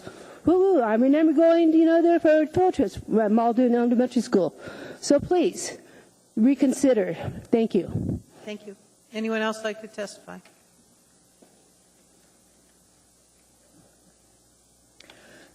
Good evening. My name is Julie Riley. I teach gardening for the University of Alaska. I have been working with home gardeners and the horticulture industry in Anchorage for 28 years. And the property that's under discussion tonight is part of the city's horticultural heritage. And the Alaska Greenhouse opened its doors in 1969. When I arrived here as a young woman 30 years ago, I couldn't imagine, you know, what East Anchorage was like, that an entrepreneur could put up a greenhouse over a creek. But that was part of the flavor of Anchorage. People got married at the creek, inside the greenhouse. Parents took their children there to look at the ducks. And Man Lizer and Wayne Lizer they both passed on, but their grandson Daryl has said that they were both very proud of not having altered the creek and realigned it, and did not realign it where the greenhouse stood. So I have been working with a committee, the Community Garden Committee of the Northeast Community Council, because there is a need for community gardens in the Muldoon area of our city. So I do not feel that moving the creek just because we can, makes any sense. I feel that this is a historic site where the creek stands, where the greenhouse used to exist, and I feel that the city has really is in charge of the other horticultural, the heritage that our city has in terms of its horticultural amenities. Without Alaska Greenhouse, the development of the city's landscapings and lawns would have been slower to develop. Part of what made Anchorage civilized and different from other parts of the state was the fact that we did have horticultural amenities. The city, the park strip used to be a golf course. The Baskets downtown, Russian Jack was a potato farm. So we have these little nuggets of horticultural heritage that could easily be lost. And I feel that making the creek site on this property another, recognizing it for its horticultural heritage would be something that the Assembly could be proud of. Thank you. Very much. Anyone else like to testify? My name is Andrea Lang. I live at 1351 Early View Drive, and that is where Chester Creek makes an L around my property. It flows north, and then it starts flowing west. I've lived there since 2002, and I don't have any credentials, but I can tell you the same as the APU man who said that the beaver dams are part of the problem as far as the salmon swimming up the stream. I've fallen in the creek several times pulling out beaver dams, so I can attest to that. The other thing that I want to talk about is the fact that I don't think that we're that far apart. I'm listening to the community council, and although I'm not an active member of the community council, I do participate in their activities. I think that what they're asking for is just reconsideration of how the creek is rerouted, and if it does need to be rerouted. So I think that just a little bit of communication can really help in this way. Thank you. Thank you very much. Anyone else? My name is Don Nussbaum, D-O-N-N-U-S-B-A-U-M, Jr. I was born and raised here in Anchorage. I'm a second-generation Alaskan. I grew up behind Alaska greenhouses. I played in the fields back there. I knew Man Lizer. I worked for him off and on a couple of times. And I have played in that creek all my life. I'm kind of new to the argument, didn't realize all this was going on, so I'm a little bit uneducated about this. But I've watched the development of Muldoon Road from 2 lanes to pretty fast, strip malls up and down it. That road needs the park right in the middle. And I know we're not supposed to talk about the park, but I would like to make sure that if the money we're asking for is contingent upon the existing creek realignment, we don't take it.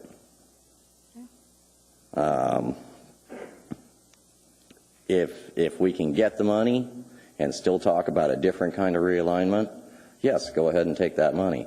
Like Greg said, you know, as long as we can still talk about a different kind of plan for that creek realignment and the options are still open for the park, I'm all for taking the money. But if not, let's let it go. Okay. Thank you. Anyone else? Good evening. My name is Nickel LaFleur, N-I-C-K-E-L, LaFleur, L-A, capital F-L-E-U-R. I am a longtime East Side resident and a certified arborist, and do not want you to accept the money and do not want you to realign the creek. I believe there's a whole lot more to this than just the creek, and the fact that you're only looking at the creek is not enough. There's a lot more to this area. The trees around the creek are beautiful, and having the trees there help the creek. And I believe that if you realign the creek, that our whole area is going to change. So please do not accept the money.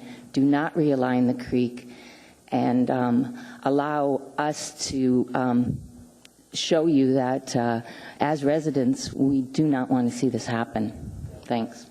Thank you. Anyone else?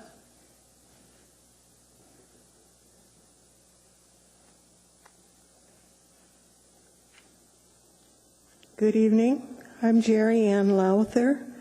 That's JERRIANNELOWTHER. And I live 2 miles south of the creek. I'm in Scenic Foothills, and I think there was a question of why is Scenic Foothills involved in something in the middle of Northeast Community Council. But the important thing here is that all of Muldoon Road spans a community, and we are part of that community, and this is an extremely important area where the creek is, because it's a place you could have a gathering center that has bus service, it has bike trails, it has a place you can drive, a place you can park. It's very different from our neighborhood parks that I'm busy with down in Scenic Foothills. And I think that this is an important consideration. The creek itself is beautiful as it is. I'm a photographer. I have been in and photographed both sides of the creek, the realigned creek, the creek as it is. I posted those photos up on the internet on I Love Muldoon so that we can see what we are dealing with here. And I got involved with this and with Northeast Community Council a couple of years ago when we were about to start the East Side District Plan, and then all of a sudden that got pulled back for a couple of years. Meanwhile, the creek considerations went forward, and now we've got those two processes out of sync, and we've got the cart in front of the horse. What I would like to see you do is postpone this realignment business until we can actually look at what that place means to us and figure out how to do it right. Because even though the realignment allows a park, it doesn't necessarily allow the park to be what it should be. The creek alignment is very important to what kind of a park you would have there. Thank you. Anyone else?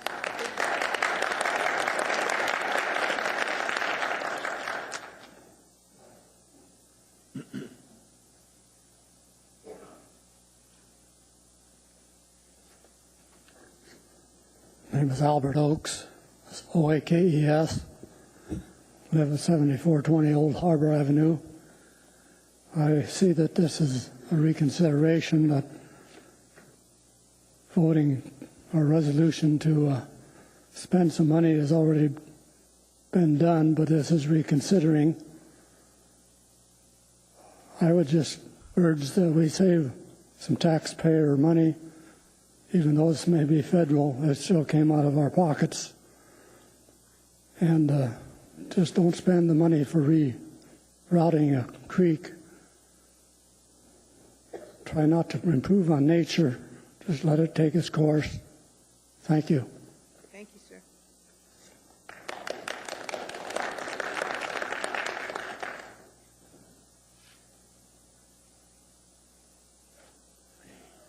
I'm Chris Nelson, C-H-R-I-S-N-E-L-S-O-N. I want to speak in favor of the amended resolution that's before you. I think it's very sensible that puts in a process on this. I think it's important to go forward with the appropriation of the money, and I look forward to working with you to make sure that the ultimate goal of having a park in Muldoon is put together. Thank you. Thank you. Anyone else?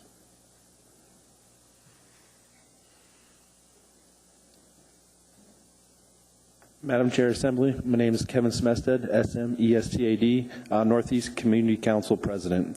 I was here to speak on a different matter a little bit, but I see this as amended version, and I would ask everyone here to support that wholeheartedly. I believe that rerouting the creek doesn't need to happen just yet. We need to take a moment, take a step back, and look at this creek from what it is.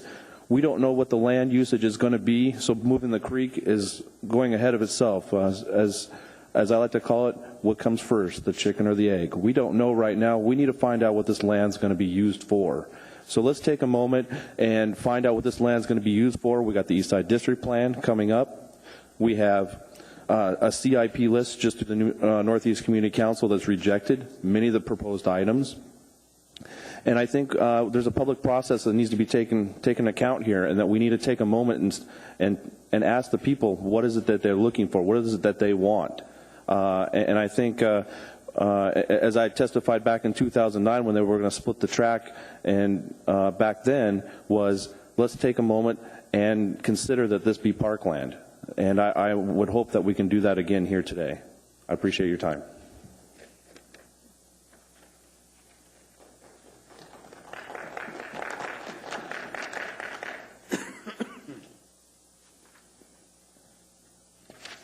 Hi, good evening. I'm Carla Hadley McConnell. I also think that the resolution here is acceptable.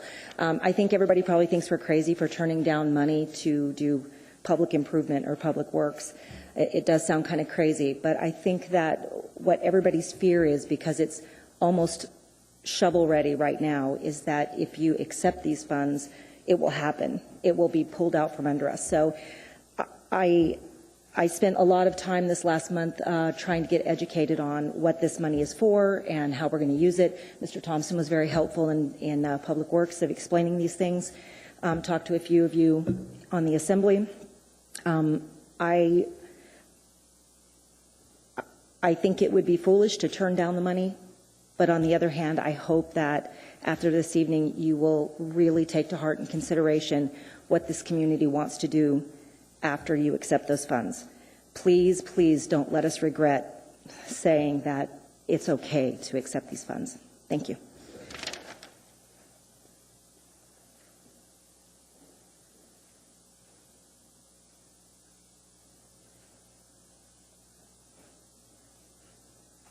Good evening. I'm Ruth Fahl, R-U-T-H-F-A-H-L, and I've lived in the East Side for about 38 years, and definitely enjoy Chester Creek. And I'd just like to reiterate what Nickel said about the creek, that I think what comes first is the health of the creek rather than how can we make money. And that we don't have very many opportunities anymore to let a healthy creek be a healthy creek. And rather than moving the creek and having to have all the plants, all the trees regrow, and having it unhealthy for salmon until that does happen, I think we should leave it as is and do enough studying on it to find out what is best for the creek rather than what's best for the pocketbook. Thank you.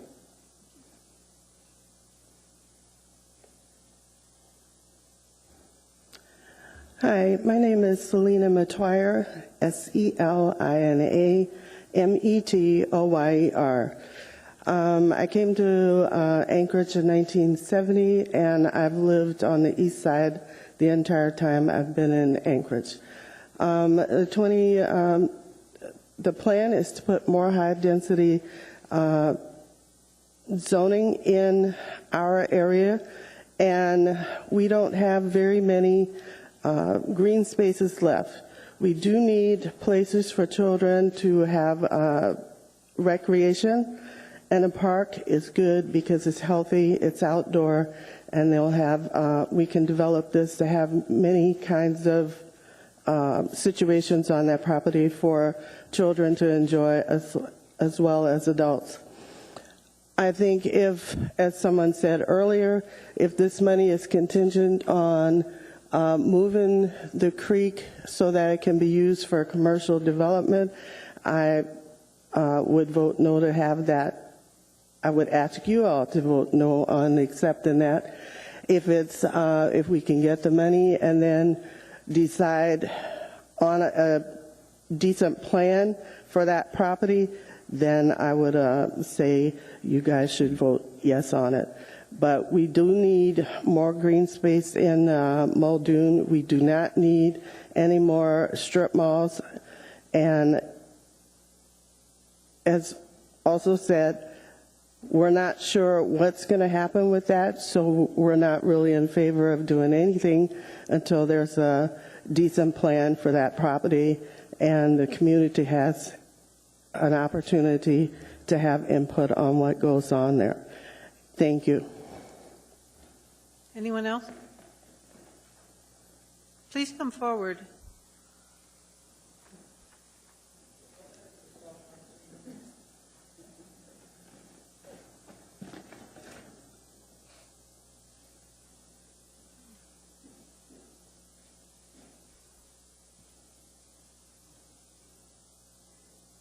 My name is Mary Jones, and I live at, M-A-R-Y-J-O-N-E-S. Well, that one we could probably have spelled. Yeah. And I live at on Mila and Winding Way at 1012 Mila. And I've been a long time East Side resident, and I enjoy the parks that we have now. But when I grew up, even in Kansas City, we had woods. We had parks, we had undeveloped land, we had creeks, and it was so much fun to go there in your own secret place. And as an elderly widow on a fixed income, I would still rather my money go for parks than another parking lot. Thank you.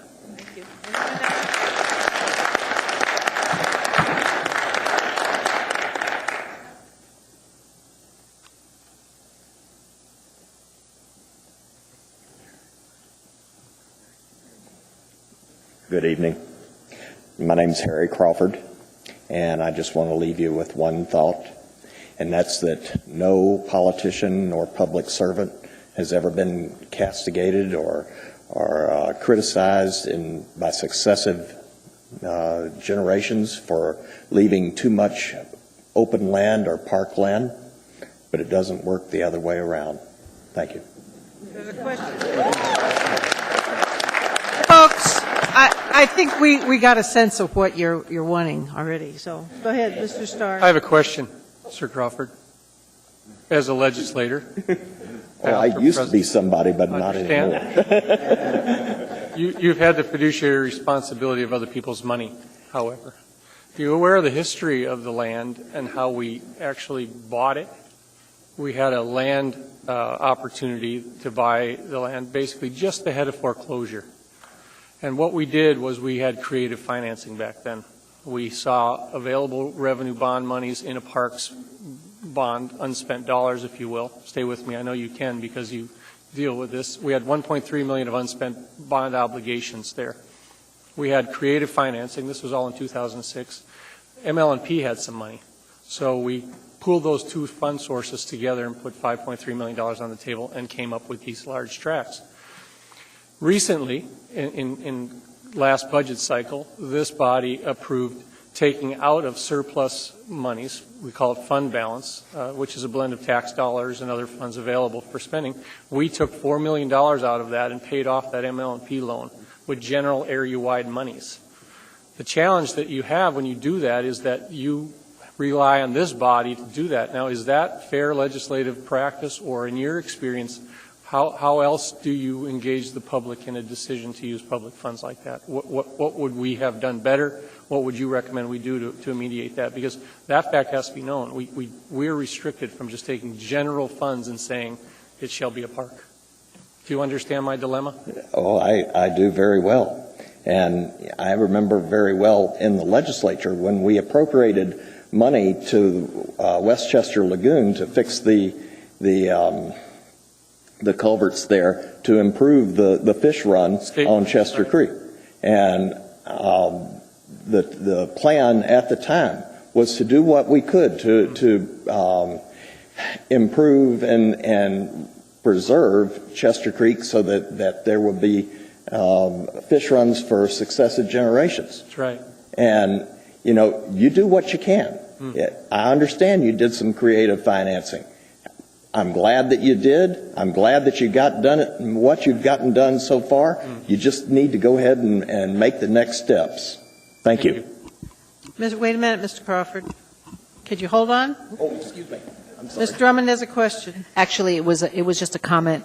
The funding at Westchester Lagoon was in the tens of millions of dollars, and it came from all kinds of sources, not just state funds. It came from private funds. There were ConocoPhillips is one name that I recall being on the plaque out there.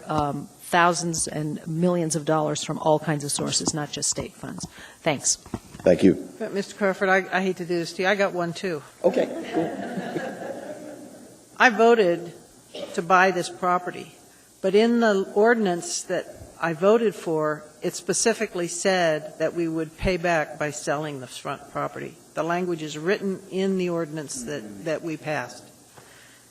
Should we disregard that? I think that you've heard from the community and the will of the people, and it's time to change the mind. Thank you. Thank you. Anybody else?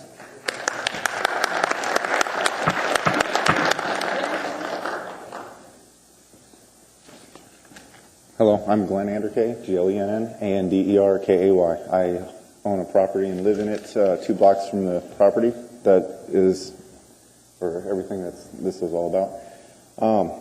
It's a very unique property. I understand construction pretty well. I've been in it all my life, and I can understand where MCI wants it moved over to the side. I also understand that an actual realignment is not absolutely necessary for fixing the waterway. There are improvements, little minor oxbows where it can exist approximately or exactly where it's at. I think that the community has spoken, that everybody is interested in what happens with this property, and also money that may or may not be accepted should be contingent on whether or not the community has a serious and heard voice in this matter. Thank you very much. Anybody else? Last chance, folks. If you want to testify, now's the time. Hearing and seeing no one, public hearing is closed. Madam Chair, I move the S amended version. Second. That matter is before us. You want to speak to it, Mr. Honeman? I would. As you know, of course, along with Chair, Mr. Starr, Mr. Trombley, we represent East Anchorage, and it's been my observation since I came on this body and that this has been a high-level priority of this community council, and in fact, within the last year, my own community council, which is a little farther away, Ms. Lowther testified to under Scenic Foothills. So it seems to me that the thing that we're here to discuss is whether or not we should accept the money or the reconsideration of accepting the money to realign the creek. Now, I've gone through what I have, and of course tonight I got a little better education, and I do believe that there's information that shows that the creek should be realigned for the health of the creek and the health of fish runs. Notwithstanding some history and some desires by members that we've heard from today of the community, I do believe it's a wise use of money to realign the creek for the health of the creek. I do believe one gentleman hit it right, let Mother Nature take its course. Much like the Beaver Dam, that's Mother Nature at work there too, probably should be fixed a little bit. Mother Nature needs a little help sometimes. But the resolution that has been proposed as amended, I believe addresses community concerns. I believe it takes into account that if we are going to use the funds to realign the creek, that we should involve the public's participation, and specifically the Parks Committee of the Northeast Community Council, those persons who are representing that area. That, if you look under Section 3, it takes into account that the administration and its contractors should meet as many times as it takes, provided that the monies, timeline of the monies accounts for it. So I don't think we fail anyone if we listen to the public on the realignment of this creek for the health of the community, and for its use of that land at a later point can be discussed. I think that we reach that goal with this resolution, so I'm asking this body to vote yes, and I know I will be a yes vote. Thank you. Ms. Gray Jackson. Well, thank you, Madam Chair. I thought other folks were before me, but anyway, I want to thank everybody for coming out this evening, first of all, and also for all the many, many, many emails that we've all received. And somebody who testified tonight made a comment that Muldoon is a community, not a road. And it's a community where I lived the first 12 years of the 30 years that I've lived in this community. And I loved Muldoon, and I still do, although I live in Midtown. And that's why you're here tonight, to let us know how much you love it, and to make a difference, and to encourage us to simply do the right thing. And your voices have been heard, and I listened, and I'm really grateful that my colleague brought forward this resolution that, in my mind, basically does what you've asked us to do: accept the money, but then have some conditions before we do anything with that money. And so I feel really, really comfortable and quite pleased that I have the opportunity to do the right thing and approve this resolution this evening. Thank you, Madam Chair. Mr. Trombley. My question is, Mr. Wheeler. Mr. Vacalis first. Is it the total cost of realigning the creeks around $7 million, give or take? We've accepted up to this point roughly $5 million. Am I correct on that? I believe that's correct. Okay, thank you. Mr. Wheeler, if this money wasn't accepted tonight, and if the money that has been accepted and spent was completely disregarded, would the city be in any type of breach of contract with any type of grants that we've accepted, that if we didn't go forward with the current plan, that we would have to pay money back? Through the chair, Mr. Trombley, there are 2 grants, obviously the one before you, but in addition to that one, the $1 million we received from DEC. Of that $1 million, we've spent $319,000 roughly. And that would be subject to the state grant requirements and the state regulations that apply, to include penalties and remedies if we don't complete the project. And that would include having to refund that money. With this $2 million grant, if you approve the appropriation, you have to comply with the grant requirements, including the grant project schedule. And right now, that schedule includes completing construction by October of 2012 with a warranty period to follow for 1 year. And that has, in addition, similar penalty provisions, but also includes provisions that state that should we fail to comply with the grant requirements, one of the things the feds can do is disqualify us from further participation in this kind of a grant program. Whether the feds would do that, obviously that's an unknown because we haven't talked to the feds about what we could do to modify the grant. But right now, those penalty provisions exist in the grant and the federal regs that apply to it. Okay, thank you. That's all, Madam Chair. Mr. Starr. I have several comments. Some of them are just general speak about the process and sort of that tone that emanates out to folks like me that are up here trying to do the right thing. And I've been on the body for various aspects of this area development, and I'm vested in it. But I'm also bound to the requirements that we sort of have to build on the decisions prior and others, and the history is important to me. If I failed to do that, we would turn government around to the detriment of others. What I mean by that is parklands and parks discussions and decisions are made for the benefit of a few. It's made by the overall body of Anchorage. We do that in aspects, parks bonds, general obligation bonds that you see at the ballot. Should we take $4 million and buy 29 acres at this thing would be a question that typically would be in front of the voters. Our community in general hasn't done very well supporting our parks, and there's a parks bond on for April. I'll be interested to see if it passes. We need to be careful when we do creative financing things. We're aggressive and passionate, just like you are up here, to get things done. My specific area in Chugiak, Eagle River, just came up with the town center model that has a library and a public-private partnership. It was a tremendous process to try to come together.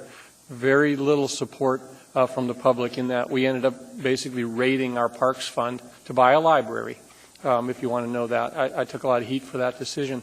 So I throw that out to you because I think we have to be cognizant of the history of that site. It also illustrates to me where we perhaps got overzealous in perhaps treading on a private process, capitalism, if you will, almost. The property was about to be foreclosed because the owners couldn't keep up with the obligations therein. We came in with a rescue plan to snatch it from the federal government, essentially, by being creative. We took $4 million of ratepayer money from ML&P. When I look back at it now, I'm wondering, how did we even get away with it? We borrowed $4 million from ML&P. We now have recently paid that back with a blended surplus dollars about 9 months ago. $4 million came out of general funds, general dollars that everybody has a right to across municipality, Muldoon, Eagle River, Chugiak, the others, and we've since paid off that obligation. So now the rest of the community is vested in the $4 million obligation. I'll discount the $1.3 million that Parks put into it because there is some dedicated parkland. I can't overlook the fiduciary responsibility for that. I also will not overlook the land development responsibilities that we have to guide HLB, the Heritage Land Bank, in appropriate decisions. But there's another process that has to be followed. We can cheerlead, we can do it, but we have to march slowly down that way to get there. We can't just leap. You're going to have to ask others. We perhaps will have to ask the greater good of the community. Do they want to invest and put in dollars across the board? That was a decision that we made to pay off a previous existing loan, but I don't think it was our right. As Ms. Osiander said, it was also tempered with the justification that we would ultimately market some lands to pay that back. whether it be the street frontage along Muldoon or some other stretch of land, we made that pledge to those people that testified to us that night. Some said, take the money from LMP, do whatever you will with it, but the obligation will be that you will pay back that land. We're trying to sell 20,000 square feet of attached library property out in Chugiak Eagle River to do the same thing, to pay back the taxpayers that vested in the project. So I don't want to ramble. I want to show you that it's not an easy decision to make it a park. There's other things. There's precedent. There's historical preference. Mr. Trainey's name is heavy in the development across the street. What we thought was a master plan, 2020 plays into this. It's a bigger deal than the emotion, perhaps, of tonight. Bringing all that down to be said, I think it's a very safe bet to take the federal grant and put it into the process that's required to realign the creek. I think that there's an appropriate plan to do that, and I think it makes sense to do that. We're also far down the road that this was a surprise to those. You know, granted, I live and breathe this job, but we've been seeing it in front of them, you know, as recent as 2006 under the Begich administration's presentation. Time and time again, it's been here, it's been discussed. Previous legislators, Ms. Selcraig, Mr. Gutierrez, others had the opportunity to say, I want to turn that into a park. It's hard for us to about-face it and twist that with the historical data. I'm concerned about the S version, not that I don't necessarily support it yet, but I want to know, Mr. Wheeler, do we get into trouble with some of the Section 1, Section 2 contingencies? Can we do this? Let's put it to you that way first. Through the chair, Mr. Starr, what I can't predict is how this will be perceived by the granting agencies. As I understand the language, however, if we're unable to complete the plans and if we're unable to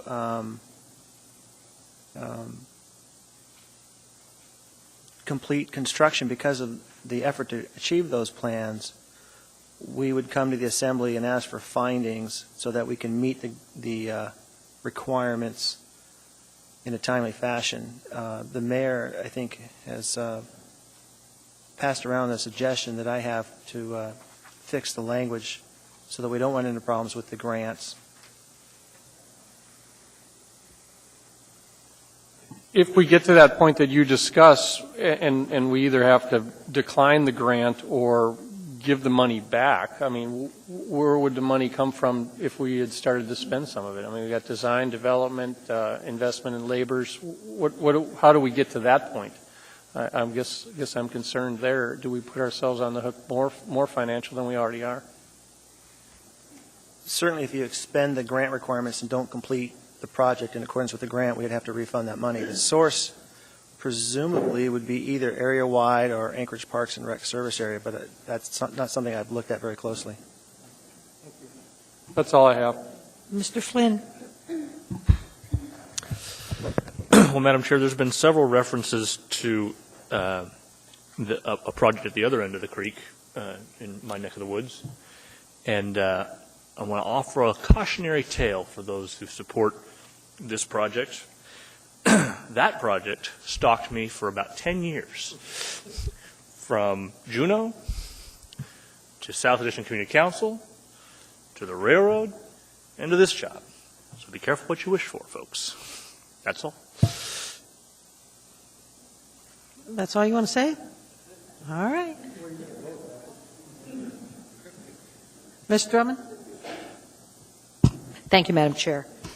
I came in here tonight prepared to let the public know, especially those of you from Muldoon who might not be aware of what's happening in Turnagain, because of a lack of planning, because of a lack of forward movement on Title 21's land use regulations, a lack of implementation of the 2020 comprehensive plan, and the delay of the East Side district plan. We have a very creative developer that on 4/10 of an acre has gotten me and Mr. Hall, along with the rest of the Assembly, to go along with allowing mixed-use development, which is currently not allowed under current code, but we revised the B1A local and neighborhood business district to allow mixed-use development. There's going to be a bistro serving coffee, pizza, beer, and wine on the same lot as about 6 apartments on a busy corner in Turnagain. This isn't happening anywhere else in this town. But because this person who owned this property got frustrated with the lack of planning and forward thinking in this community, he went ahead and pushed the envelope. And I have a feeling that this is going to be in the ground this summer and finished. And we didn't make these amendments to the code until last fall at his urging. However, I learned a bunch of stuff tonight. Thank you, all of you who came out to testify.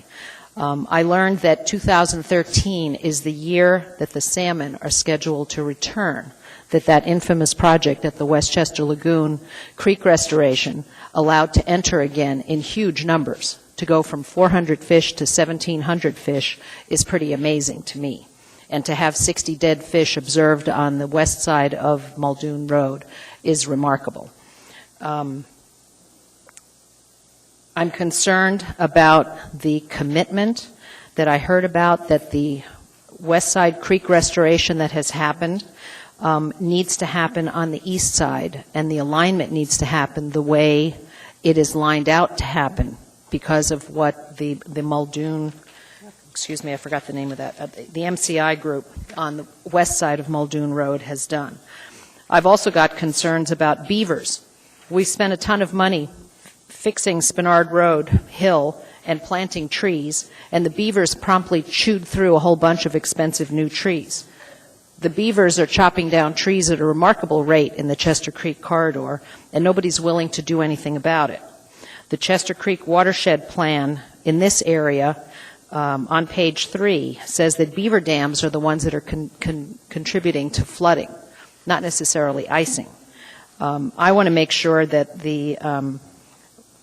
we will take care of beaver control somehow if we realign this creek. However, I do support this amendment, the amended resolution that Mr. Hahnemann has brought forward, and I do think we need to delay. I'm concerned about the fact that I just heard that if we don't do this work in 2012, we'll pay a penalty. Is that correct, Mr. Wheeler? Through the chair, Ms. Drummond, it's a possibility. We don't know how Bomer would seek to enforce grant compliance, but that's certainly one of the options that they could do, is require us to repay any unspent portion, cancel the grant, and disbar us from further participation in these kinds of programs. Okay. Well, that's a huge concern, because from what I heard, if we don't wait until the fish come back, how are we going to know what it is we're preserving this creek for in terms of the fish return? In terms of the community input on the plan that doesn't exist, that needs time. There's no way we can get in the ground with this summer and satisfy everybody who's in this room and who has contacted the Assembly on this issue. So I think we do need to delay. We need to take a risk that we're going to pay, but I think the Bureau of Ocean Energy Management has got to have some interest in the health of the salmon that we're talking about here. So thank you to the APU person who came and told us about the salmon, because I think this is a big driver right here. Thank you. Mr. Honeman? I guess my question to the administration on this grant in particular, I know that some grants come with timelines and deadlines, and Mr. Wheeler, I think you said it has to be October. Is there a chance for an extension based on community input? In fact, if we couldn't get this plan in, if it became necessary, is there a plan for, I guess there is a contingency for extension even just for a short period, getting us to the next construction cycle if it doesn't get done by October?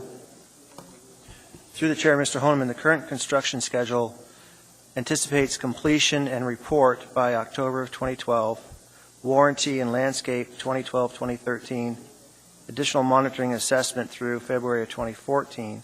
The grant says that there can be extensions, but no more than 31 months, which I think is where the February of 2014 deadline comes in. Unless we talk to them and negotiate something, they're not required to provide any extension. And I don't know whether the 31 months is a provision that's tied back to some federal regulation. We just simply haven't, this is all new, this proposal, and we haven't had a chance to research what they would agree to. But as it stands right now, the grant has a specific schedule, and unless BOMER agrees to modify it, we need to stick to that schedule. How would that process happen? Would it be through PM&E? Would it be through legal? Would it be through the CFO? How would that happen? I would presume it'd be either through our office or in coordination with PM&E. Are you, anything else? That's it. Mr. Birch? Yes, just as a housekeeping item, I would move the floor amendment, Section 3, page 2, lines 29 to 30, was passed out earlier. That would delete construction needs to progress timely to ensure flood control and drainage improvements through the culvert and channel redesign, to replace with construction needs to progress timely to ensure compliance with the applicable state and federal grant requirements. That's been seconded by Mr. Trombley. The amendment is before us. Discussion on the amendment. Mr. Trainee. Madam, I've got one little amendment for that. I wanted to add to it with assembly concurrence at the end of federal grant requirements. Just want to make sure every aspect of this comes back to this Anchorage Assembly. Hold on a minute, Mr. Trainee. Could we finish this amendment before you do yours? If you wish. I'd like one at a time. And I'll bring this one up as soon as we're done with it. That sounds fine. Do you have any comment on this amendment? No, this is fine with the change I want to make. All right. Does anybody else have any comment on this amendment? Is there objection to this amendment? Seeing none, that amendment is incorporated. Now, Mr. Trainee, you want to go ahead with Just your... one little change at the end where it says grant requirements. I wanted to read with assembly concurrence. Second. I want to make sure every aspect of this comes back to this Anchorage Assembly. What I line? second. I'm sorry. Oh, I'm sorry. I didn't catch that it was to this. I apologize, Mr. Trainee. So it would say you would like to add the phrase on the end. With assembly concurrence. Okay, I apologize. And I would That expect the have been- administration to come back to us anyway. I just want to make sure we've got that written into this. All right, and Because that we was were working on seconded? this thing for years. And I second it. All right. Is there any further discussion on Mr. Trainee's amendment? There is discussion. Mr. Wheeler. Madam Chair, thank you. Mr. Trainee, the change there may not be necessary because that section is an assembly finding that you may make in the future. So you Then there's would- no problem with it, Dennis? I think your amendment won't be necessary, sir. Then I can have it anyway. Thank you, Dennis. Thank you, Madam Chair. So am I hearing that I intend to proceed forward with it. with the amendment? I just want to make doubly sure, Debbie, that we're brought on every aspect of this. I don't want to be back here with a packed house because we missed something. All right. The amendment before us is to add the words "with assembly concurrence" after federal grant requirements. Is there any further discussion? Seeing none, please vote. Mr. Hall? Mr. Hall, are you with us? Yes. I'll take the second yes as an affirmative vote, sir. All right, that is passed unanimously, Mr. Trainee. All right, we're back to the main Madam Chair? motion. I'm sorry, could you weigh in on the screen so I can tell who? Okay, Mr. Birch, go ahead. Yeah, I just wanted to say, to kind of follow up on some of the earlier discussion. I was just skiing the other day along Campbell Creek and I noticed the delightful gates up that basically deny public access to the creek during the summer months.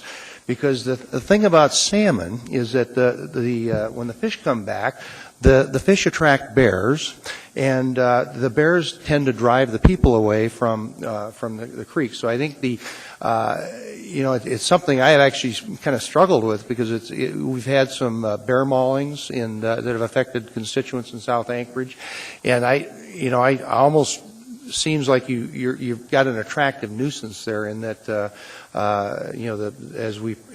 It's a larger issue that we probably need to address at some other time. But I think be careful of what you wish for. It may certainly be the case here. Now, I was on the assembly when this project was brought forward. I think it had something to do with a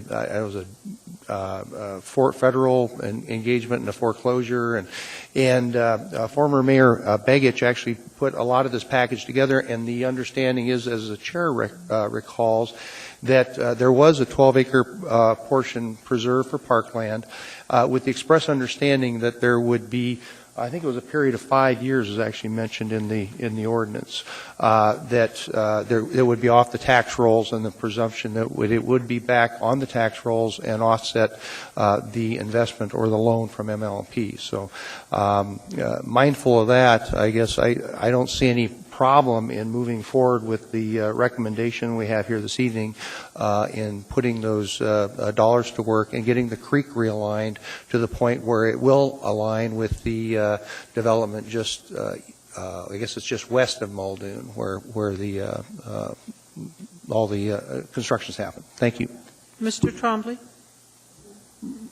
Here's what I see that what Mr. Honeman's resolution does is it provides time. It says yes to moving the creek, because from what I've seen, there's no tie between moving the creek and any type of development or parkland. So it says accept the money to move the creek. What else it does is it says give the people the opportunity to determine, do they want it commercially developed or do they want it a park? What I recommend, and it's not in here, but what I do recommend that the people do is that if you want it to become a park, then you got to put the boots on and you got to go out there and you got to somehow go through the process to create some type of park improvement district to where you get the broad community involved that says, do we want to create a special tax assessment area for whatever the boundary would be around the remaining 17 acres, and say, do we want to tax ourselves to pay for this park? I think that would be a definitive answer from the community. Do we want it or do we not want it? And this gives you the opportunity to do that. So I do support it, and I thank Mr. Honeman for putting it together. And I recommend to the people, if this is what you want, then you got to be willing to work and find a way to raise the funds to do it. There is no one else in queue. I don't have a vice chair at the moment, so I'm going to ask Mr. Flynn, as the most recent chair, if you would take the gavel. That's interesting, Debbie. Oh, I'm sorry. Mr. Traney, I was reminded. Would you take the gavel? Thank you. Ms. Osander, ma'am. Thank you. All right. First, my apologies to everybody on that gaffe.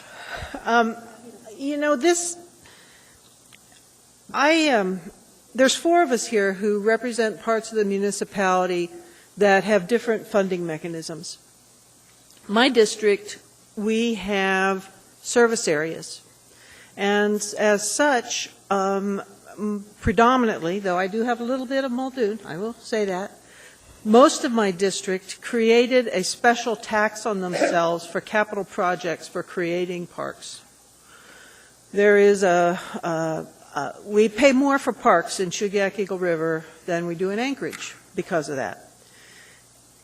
And so when acquisition of this property came to us when I was on the assembly, it was not an easy vote for me to vote to spend money to buy parkland using what essentially is going to be area-wide general fund, because I saw myself in a situation of having people in my district paying for parks in another part of town and also paying for parks in their part of town. So that caused me difficulty, but I went with it principally because it was a good deal at the time because of the foreclosure and because of that language that said we were going to get some of the money back with the sale of those two properties.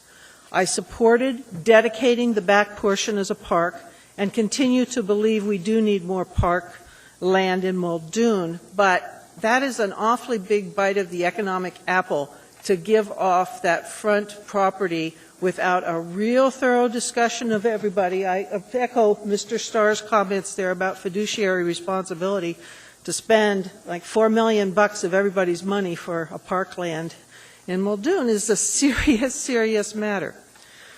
I also am a little bit concerned because I haven't really heard from this body anyway anybody say that the creek realignment is bad. I've heard them say that we need to work with people, but there are some past practice in terms of Chester Creek development, in terms of conditions that were laid on the Creekside, the Muldoon Town Center property that really say that this is the correct alignment. All right, so then I read this resolution, and I have to tell you, the way I read this is we're saying, okay, take the money, but you can't do anything until there's another resolution that passes, and that resolution is going to be dependent on evidence that the whole property is going to be a park, which is a big question, and that it's compatible with the East Side District Plan or a comparable Alaska Greenhouse Property Master Plan, and the timeline has to be before this money goes away, which is October. Less extended. It's not going to happen. She's got the floor. I'm sorry, the East Side District Plan will not be ready by October.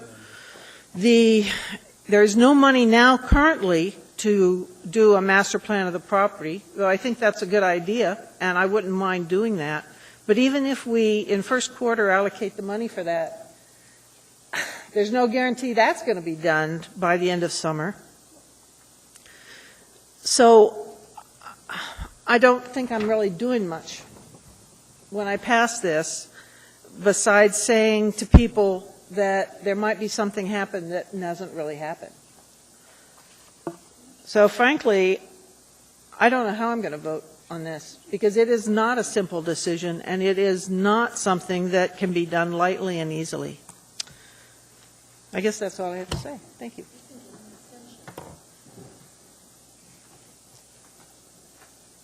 You have the gavel. Do you want to sit here, Mr. Traney? You sit here. Go ahead. Don't let me back in it, Barbara. Anybody else? Any other comments? Barbara, run the vote. Mr. Hall?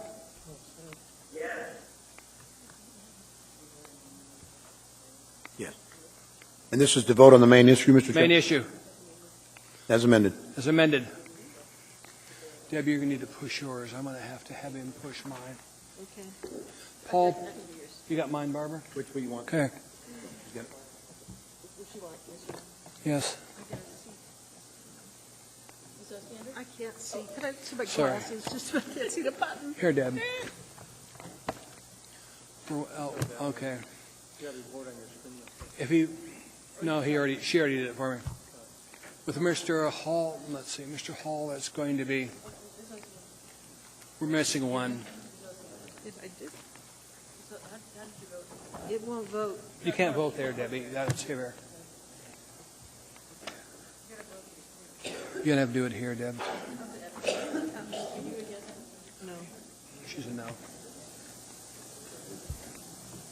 She'll run it for us. What's the vote? What? Just take a second, Debbie.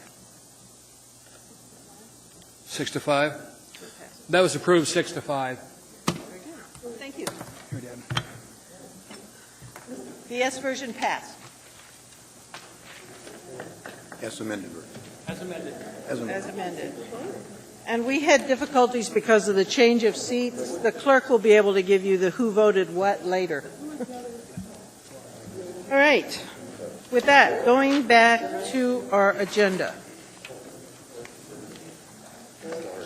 The next item before us is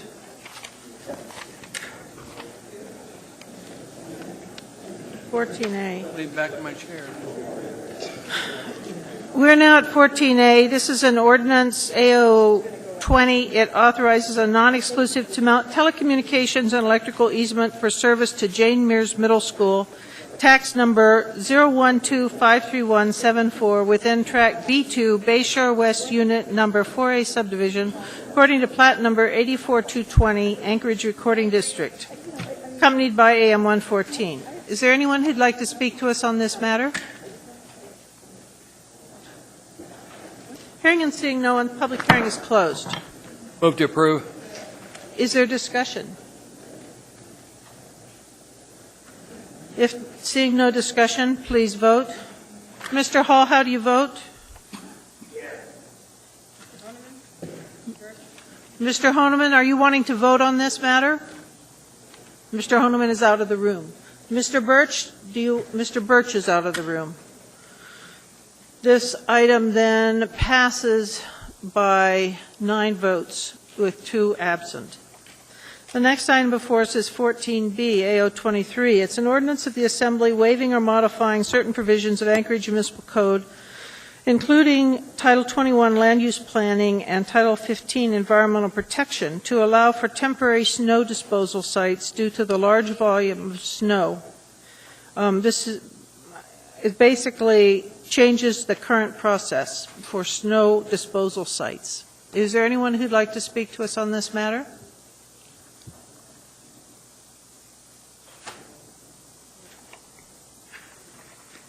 My name is Jean Conn, Jeanconn, and I really think it's a no-brainer because we've got so much snow. It's going to be such an issue. And they were talking about there wasn't flooding at Chester Creek.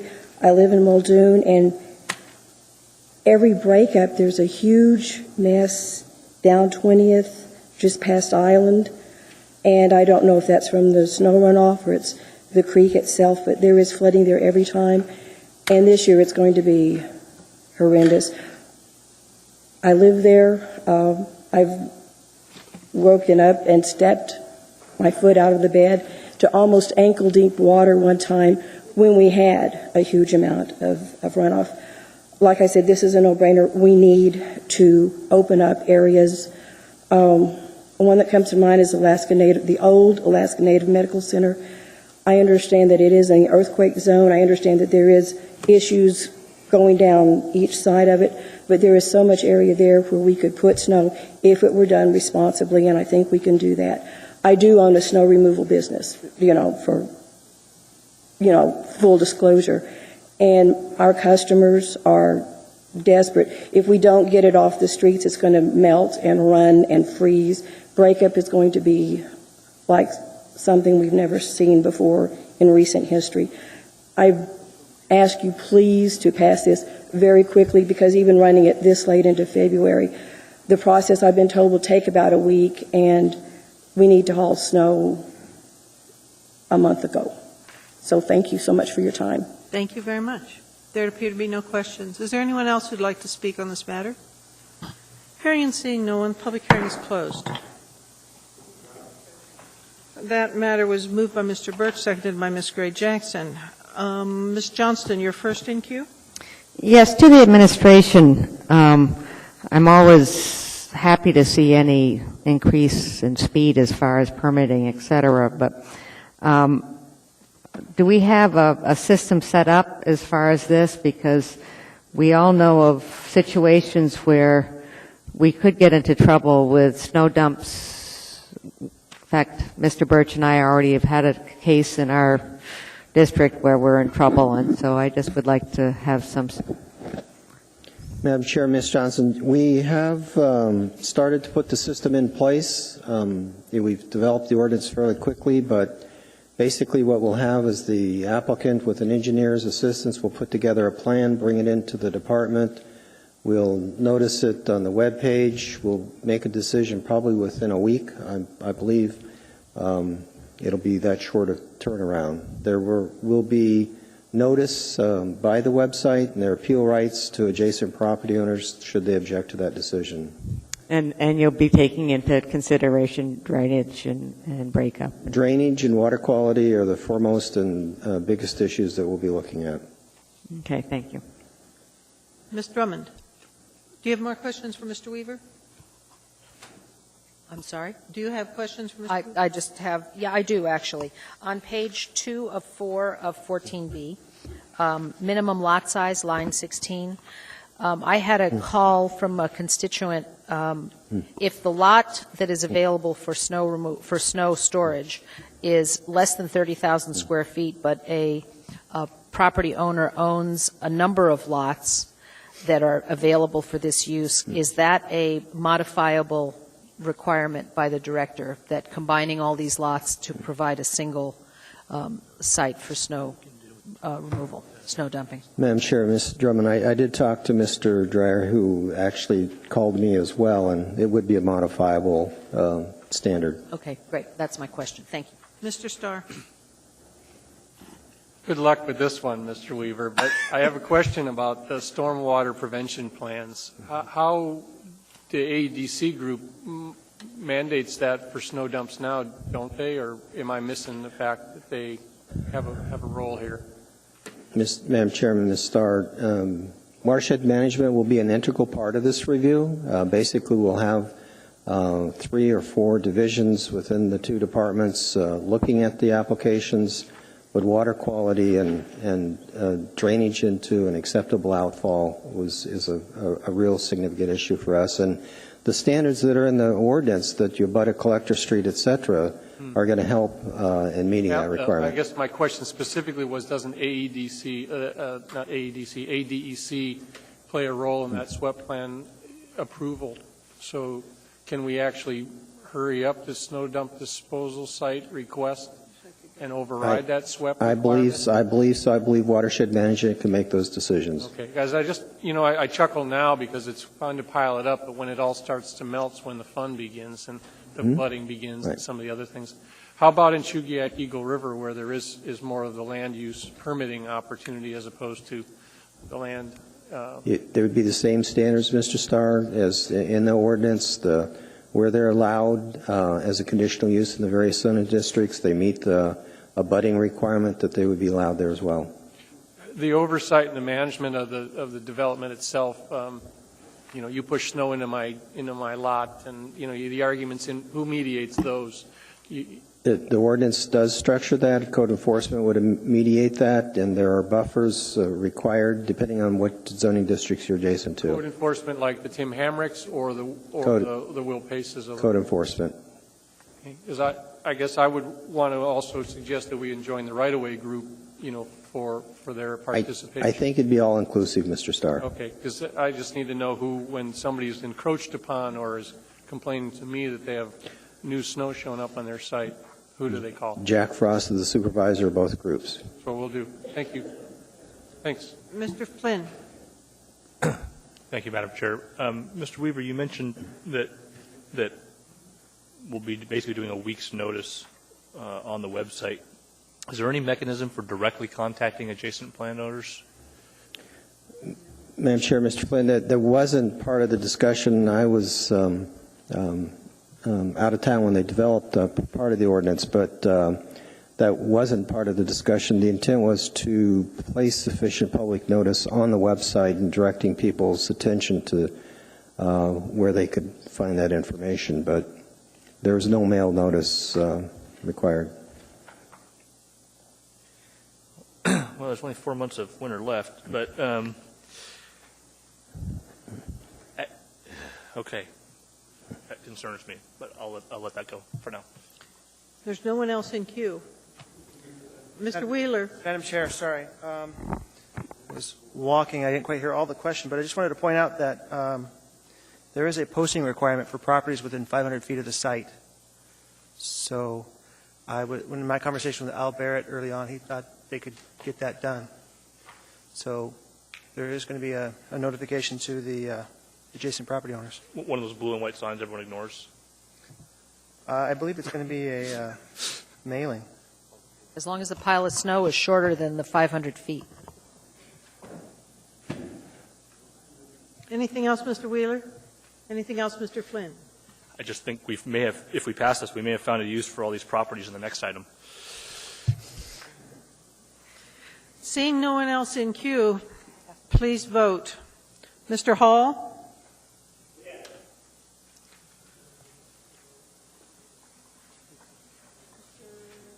Mr. Honeman is not in the room. So the vote is 9-1 with Mr. Honeman absent.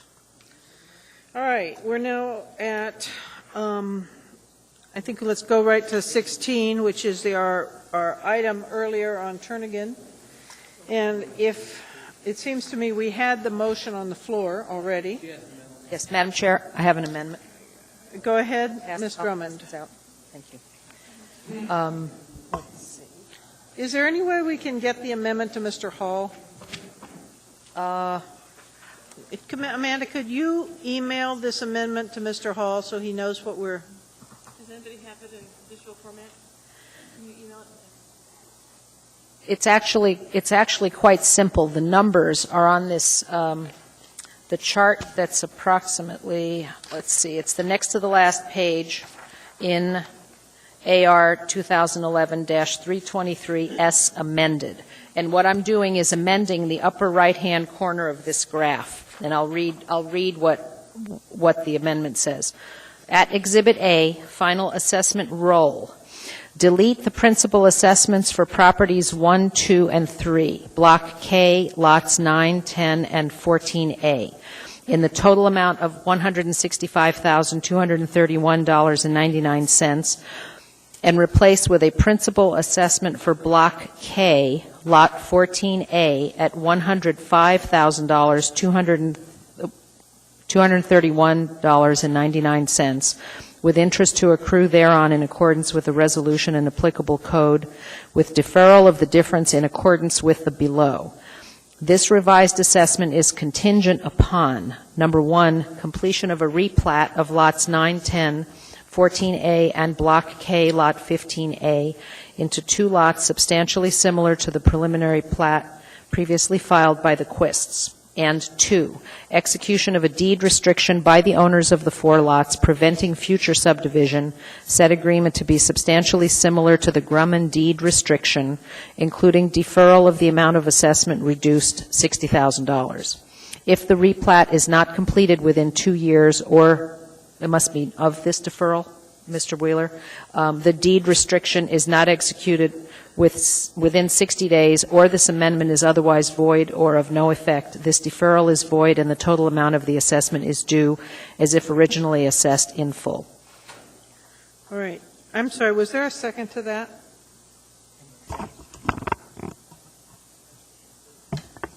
At this point? All right. Somebody needs to hit the screen. Ms. Drummond, could you hit the screen? Oops. Thank you. And the second was Mr. Trombley. All right. Would you like to speak to this? Yes, I would. And wait a minute before you do. Mr. Hall? Yes. Do you have any way of seeing this amendment? I understand the amendment. I will actually vote against the amendment. I know I'm not in queue. All right. I'll call on you. I'll call on you in a minute then, Mr. Hall. Go ahead, Ms. Drummond. Okay. This is, thank you, Madam Chair. This is basically what Mr. Wheeler said was close to an agreement with this family, and it puts all of the assessment on the single smallest lot in order to allow this family to deal with this assessment in a reasonable way.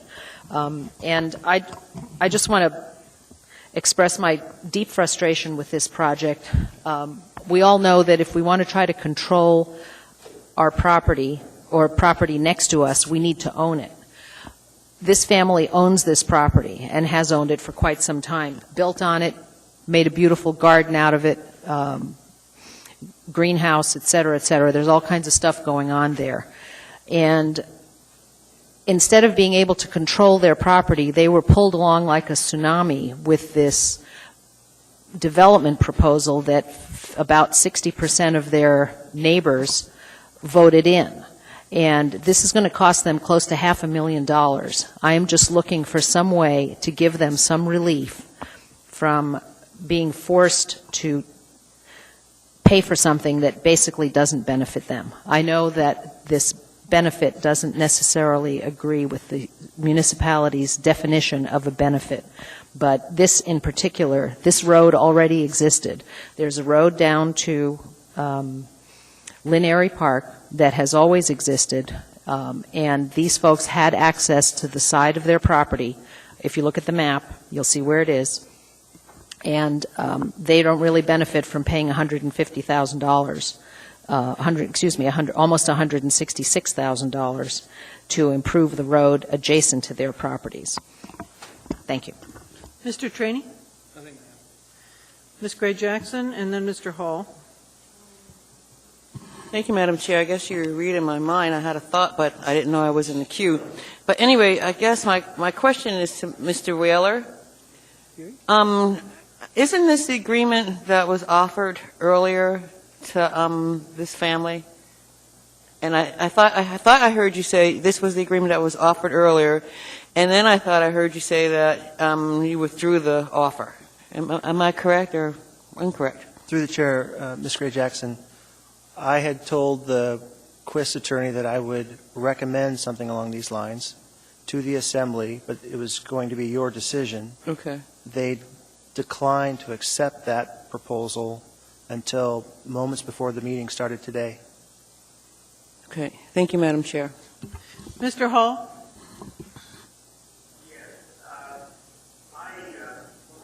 I don't think this is an appropriate place to be doing this kind of business. Mr. Wheeler has worked with these individuals, and to come in at the 12th hour and try to make a deal, I just can't go with that. But it's also the fact that in reviewing all the documentation on this, part of what they based their plea on getting this setback, that it was a failure on the part of the municipality that caused them not to be able to do it. In their own documentation that they presented to the municipality, the documents that they said weren't available to them were actually in that packet.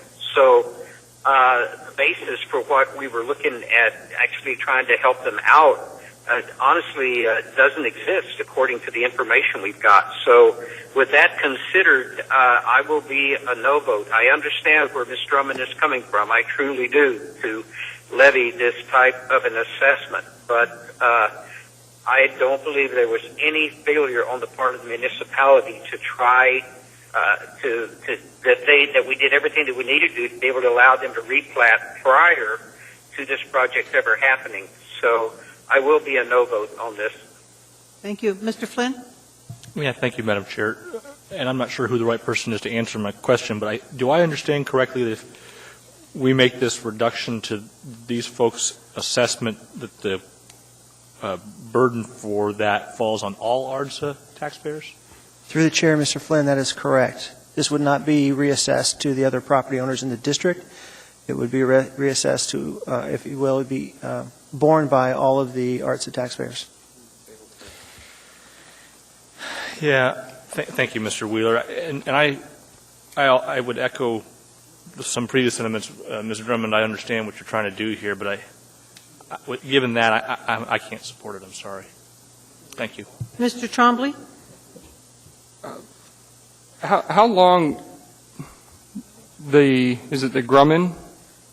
Is that the, okay, my question is to Ms. Drummond. Have they had the opportunity to replat prior to all this? In the late 2000s, yeah. In 2006, 7, and 8, long before I had ever heard of this Right. issue. So did they know that this assessment was coming at that point? At some point it was coming, yeah. So they knew that, and that's why they were going to go through the replat. Is there a reason why they never, so to make sure I understand this, they knew that the assessment was coming, they wanted to replat, they never did. And now they want a further extension. I can't tell you all the details, Mr. Trombley. Does anyone know the answer to that question? Mr. Wheeler? Through the chair, Mr. Trombley, you're speaking with respect to the Quist. The Drummonds were a different example, but with respect to the Quist, just like all the other property owners, they were certainly notified and petitioned as to whether or not they wanted to participate in the district. You may recall this was reballoted. So there was the original ballot in 2004, then it was reballoted in 2007. In between there, they filed for the replat. They asked for one 18-month extension to work with the Assembly to resolve their issues. When that expired, they timely requested a second 18-month extension, which was granted.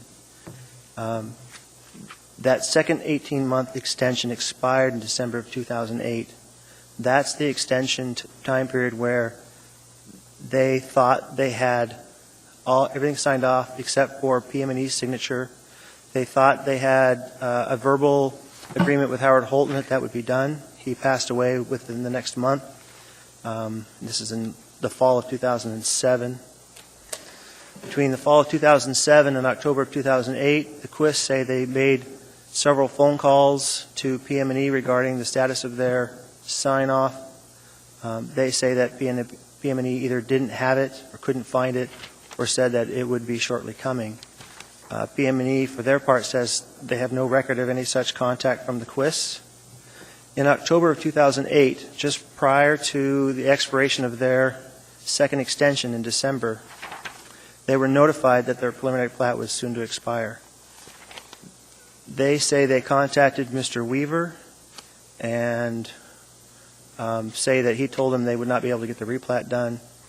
Mr. Weaver does not recall meeting with them. I think he might still be here. I don't know if he's here, but he could speak for himself on this. But he said he doesn't recall that conversation, that he would have told them that it would be difficult to get it done, but not that they couldn't get it done.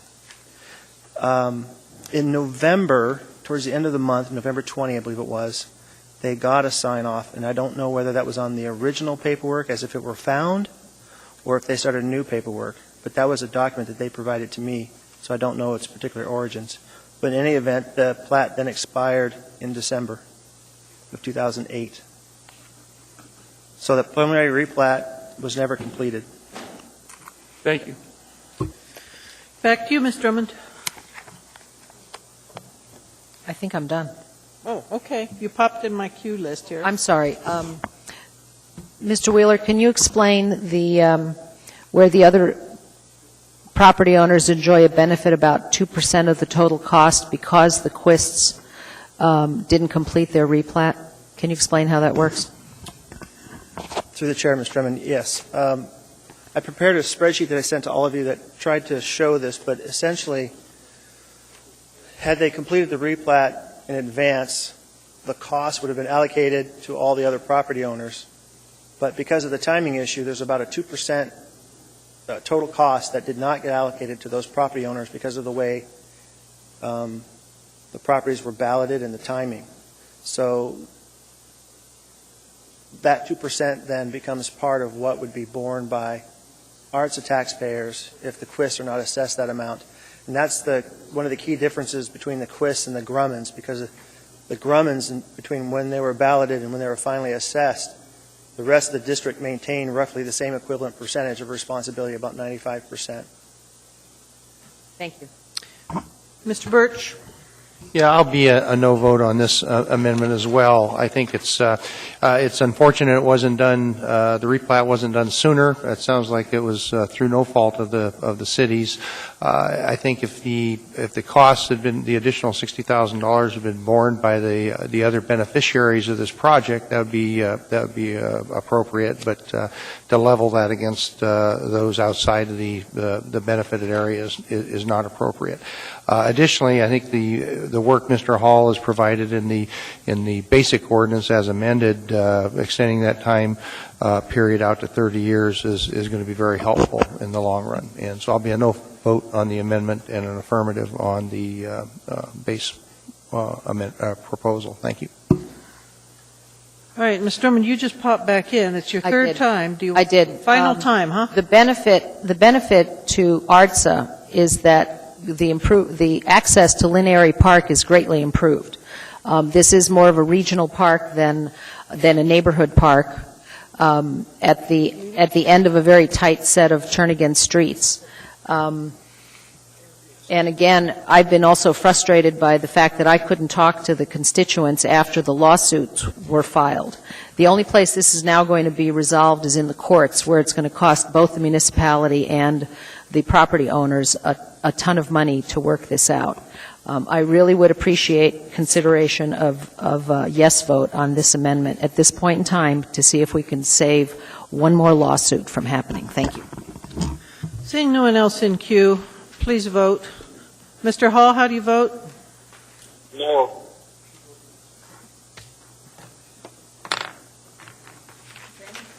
Mr. Traney? That amendment failed 2-8. With that, we are back to the main motion. Is there any further discussion? And remember, this is the amended, as amended. Seeing no further discussion, as soon as I can get the screen back. No. Oh, there it is. Please vote. Mr. Hall? Yes. And Mr. Honeman has left the meeting, so he will not be voting. And so the vote is not showing. On my screen, it shows a unanimous 10-0. I'm sorry. What was your point, Mr. Birch? I didn't hear you.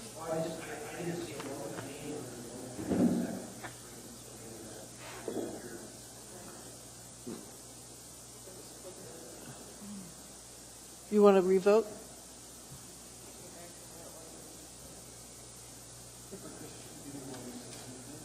Yeah. Barbara, I'm confused. What are we doing right now?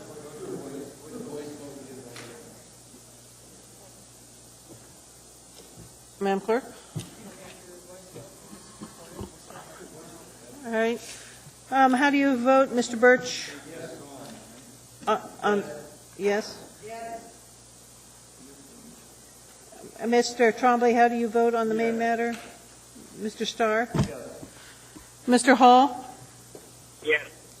I vote yes. Ms. Gray Jackson? Yes. And Ms. Drummond? Reluctantly, yes. Right.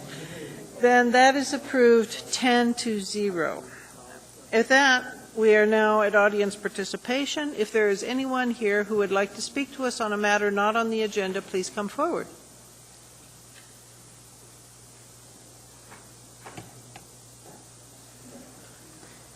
All right. Hearing and seeing no one, assembly comments or motion would be in order. We are adjourned.